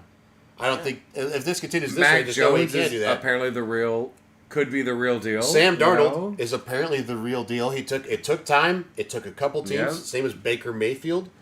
You see these teams, the 49ers with Brock Purdy. It's actually kind of amazing to me how few teams are not desperately like, oh my God, we have to get a quarterback. The Raiders are definitely in that. Geno Smith has been terrible this The year. Saints are definitely in that. The Saints are in it. I love Rattler's heart, and he's playing hard. God bless him, but he's uphill battle. thus far Yeah. not it. Yeah. But I'm he's also playing not- very hard. But he'd be a great backup quarterback to have. I'm not Great convinced one. that Geno Smith is the problem. No. It's just that he wasn't the guy he was for those 2 years Well, he's in also like Seattle. 36 Yeah. now. Exactly. Yes. Age will always beat you. He wasn't just the guy that he was for 2 years in Seattle, Yeah. right? And I think that's where this whole like system quarterback thing, it's a bit of a rethink. There are quarterbacks that work well in these systems. Their abilities are there, right? Like Are Justin they? Fields maybe Russell never goes Wilson? anywhere. The Jets need a quarterback. Right? Absolutely. Russell Wilson fell off. You can't tell me that he wasn't Well, his great. athleticism is dipped. He is can't- not the scrambler You he was can't before. tell me that he wasn't great for a For a good couple stretch of of time. years, yeah. Exactly. Yeah. He would have been a Hall of Famer. if he- But like a Justin Fields, like, does he just need the right team to be a good system quarterback? And I think that's the difference is, like, identifying these guys that are like, you put them in the right program, and their quality. You accentuate their talents. Exactly. But you have to find it. But Like when Daniel you go, Jones is a rhythm quarterback. Right. Good running back behind him. He can be on time and he can deliver Right. on play action Right. passes. Baker Mayfield, finally offensive coordinator's like, well, hold on. What does he do well? What did he do well in the Cleveland when they were winning? Yeah. Let's do that. Holy fuck. Yeah. Sam Darnold, like, okay, spend a year in San Francisco on the bench, watching, learning. You go to another team that runs a similar offense, have a great year. Now you go to Seattle. I don't care that he's targeting JSN on like 40% of his fucking targets. Why would you not? He's wide fucking open and catching touchdowns. Why wouldn't you target that man? I mean, to not take away from Joe Montana, but you had Jerry Rice. And John Taylor. To not take away from Jerry And Roger Rice, Craig. but you had Joe Montana. You know who I will take away know from? what I mean? Troy Like- Aikman. I'll blast him on this one. Best offensive line in football, leading rusher of all time, and a fucking Hall of Fame wide receiver. You, sir, are a system quarterback and fucking overrated. And Bernie Kosar would have had 3 Super Bowls with that. Fuck fucking yes, he team. would have. Yep. Right. But to not take away from Joe Montana and Jerry Rice when I say that, but it's No. like at the same time, you guys played together, and 1 + 1 was 3. Yeah. Right? Yeah. And I think that's where like that's what's kind of fun about this season is like in these past couple seasons the way it's been building is like now we're kind of learning a little bit. It's like the mistakes everyone is making when it comes to quarterbacks. We shout about it all the fucking time, which is stop taking the coaches that you brought in for a very specific reason, and then you all drafted these top quarterbacks for your team, and then in that season said, wait a minute, we were the worst in the league, or the second worst in the league, so we got a good pick. We won in fucking Magic. And you can't do this? What the like? And then they go somewhere else, and the fact that we see it and no one else does is so stupid to me. Like, I'm very sorry Bryce Young didn't have a great year with his first head coach. You also traded away Christian McCaffrey the year before and DJ Moore before you even drafted him. Who the fuck was he going to throw the ball to? I wonder why his rookie year sucked. Yep. And his offensive line was trash. Yeah. You did nothing for this kid other than draft him. And then cycle through coach. Yes. Yep. You- And you better hold on to Dave Canales, because I actually do like Dave Canales. I think he can build something there, but you got to give him fucking time. So yeah, no, I agree 100%. There is quality quarterback play in the NFL. You're trying to fit square pegs into round holes by forcing them into offenses that don't work in because you've got coaches that, if they're lucky, get half a fucking season. I feel like there are more talented quarterbacks, like in the last couple of years, than ever in the NFL. Yes, you know what? I Yes. actually Than agree ever. with that.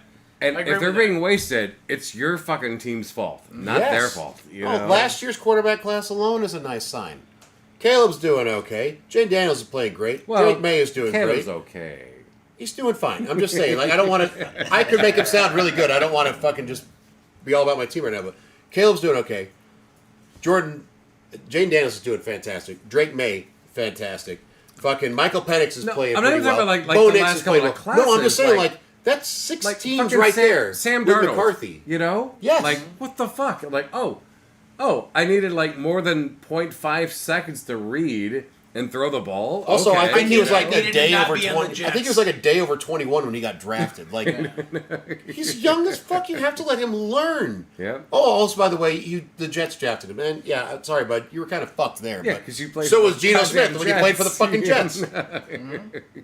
So basically, Jets and Zach Wilson. I'm sorry, but you do suck. Oh, and also Cleveland. That's oh where my quarterbacks God. go to die. you No, know? they but they did it right. Yeah. They had Baker Mayfield. Stupid fucks. Goddamn. All right. And you know what? I don't want to end that on a negative note. I'm going to turn that into a positive. Good for you, Buccaneers, for seeing that Baker Hell Mayfield yeah. had something. Hell yeah. And then fucking signing him to an extension. He's made fucking head coaches out of 2 straight offensive coordinators. We'll see what Grizzard has after this year. Yep. Maybe he'll be with the Titans. I mean, I'm just saying. Oh. I'm just Baker- saying. Baker the Kingmaker. It certainly feels like it. Goddamn. All right. Any other thoughts? Good for me. I fucking love we're like almost halfway through the season, And all our teams are still kind of in it, other than the Bills. but we have no The idea. Giants are not. My last just fucking thoughts with you. is I can't believe the Patriots are doing this to me again. Like, You know what's crazy? The Giants have 2 wins and 5 losses. The Bills have 2 losses and 4 wins right now. Yet somehow I think you're happier about your team. The Giants are the more fun team than the Bills. They're a good yeah, the fucking team. defense is They Swiss are, cheese, you and know? the Patriots are fucking on the rise again. This is the bigger issue moving forward: is the quarterback Yeah. contracts eating up too much of the salary cap, and Yeah. you're going to have to try to find a way to get it under control. Because if you can only really have a chance to win under your rookie contract, or by having Patrick Mahomes and Andy Reid You gotta play that and for Steve that shit. Spagnuolo, Yeah. you got to plan well. You better draft well. That is the biggest problem for the Bills right now. Their drafts so far in the last couple of years have not panned out. Yeah. The Chiefs and the teams that keep winning, there's due. The Eagles also. The Eagles draft smart. Jesus Christ, they drafted 2 starting cornerbacks last year. Yep. Because that's what they were lacking. Yep. Yep. It's Yep. smart. It absolutely is. You make the gamble Well, and for they, the and they, spot you well, need. they have to pan Exactly. out. They do. Pan out. So. Oh, they have to. Oh, yeah. it's on the Yeah. players too for actually learning and showing up. But yeah. All right, that is this week's episode. Sorry for it going a little long, but damn, this is fun. This is a fun episode, guys. I appreciate it. I am Matty Fax, joined by Scotty Stats, the Professor, the Great Scott Cutter, up Greg. Thank you very much for listening. I'm sorry it went so long. If you do like the podcast, give it a like, give it a follow, leave a review, tell us what we're doing right or doing wrong. Also, if you have any extra time after listening to this 2.5 hour or so podcast, Straight Facts Homie, not the Trey Wingo one.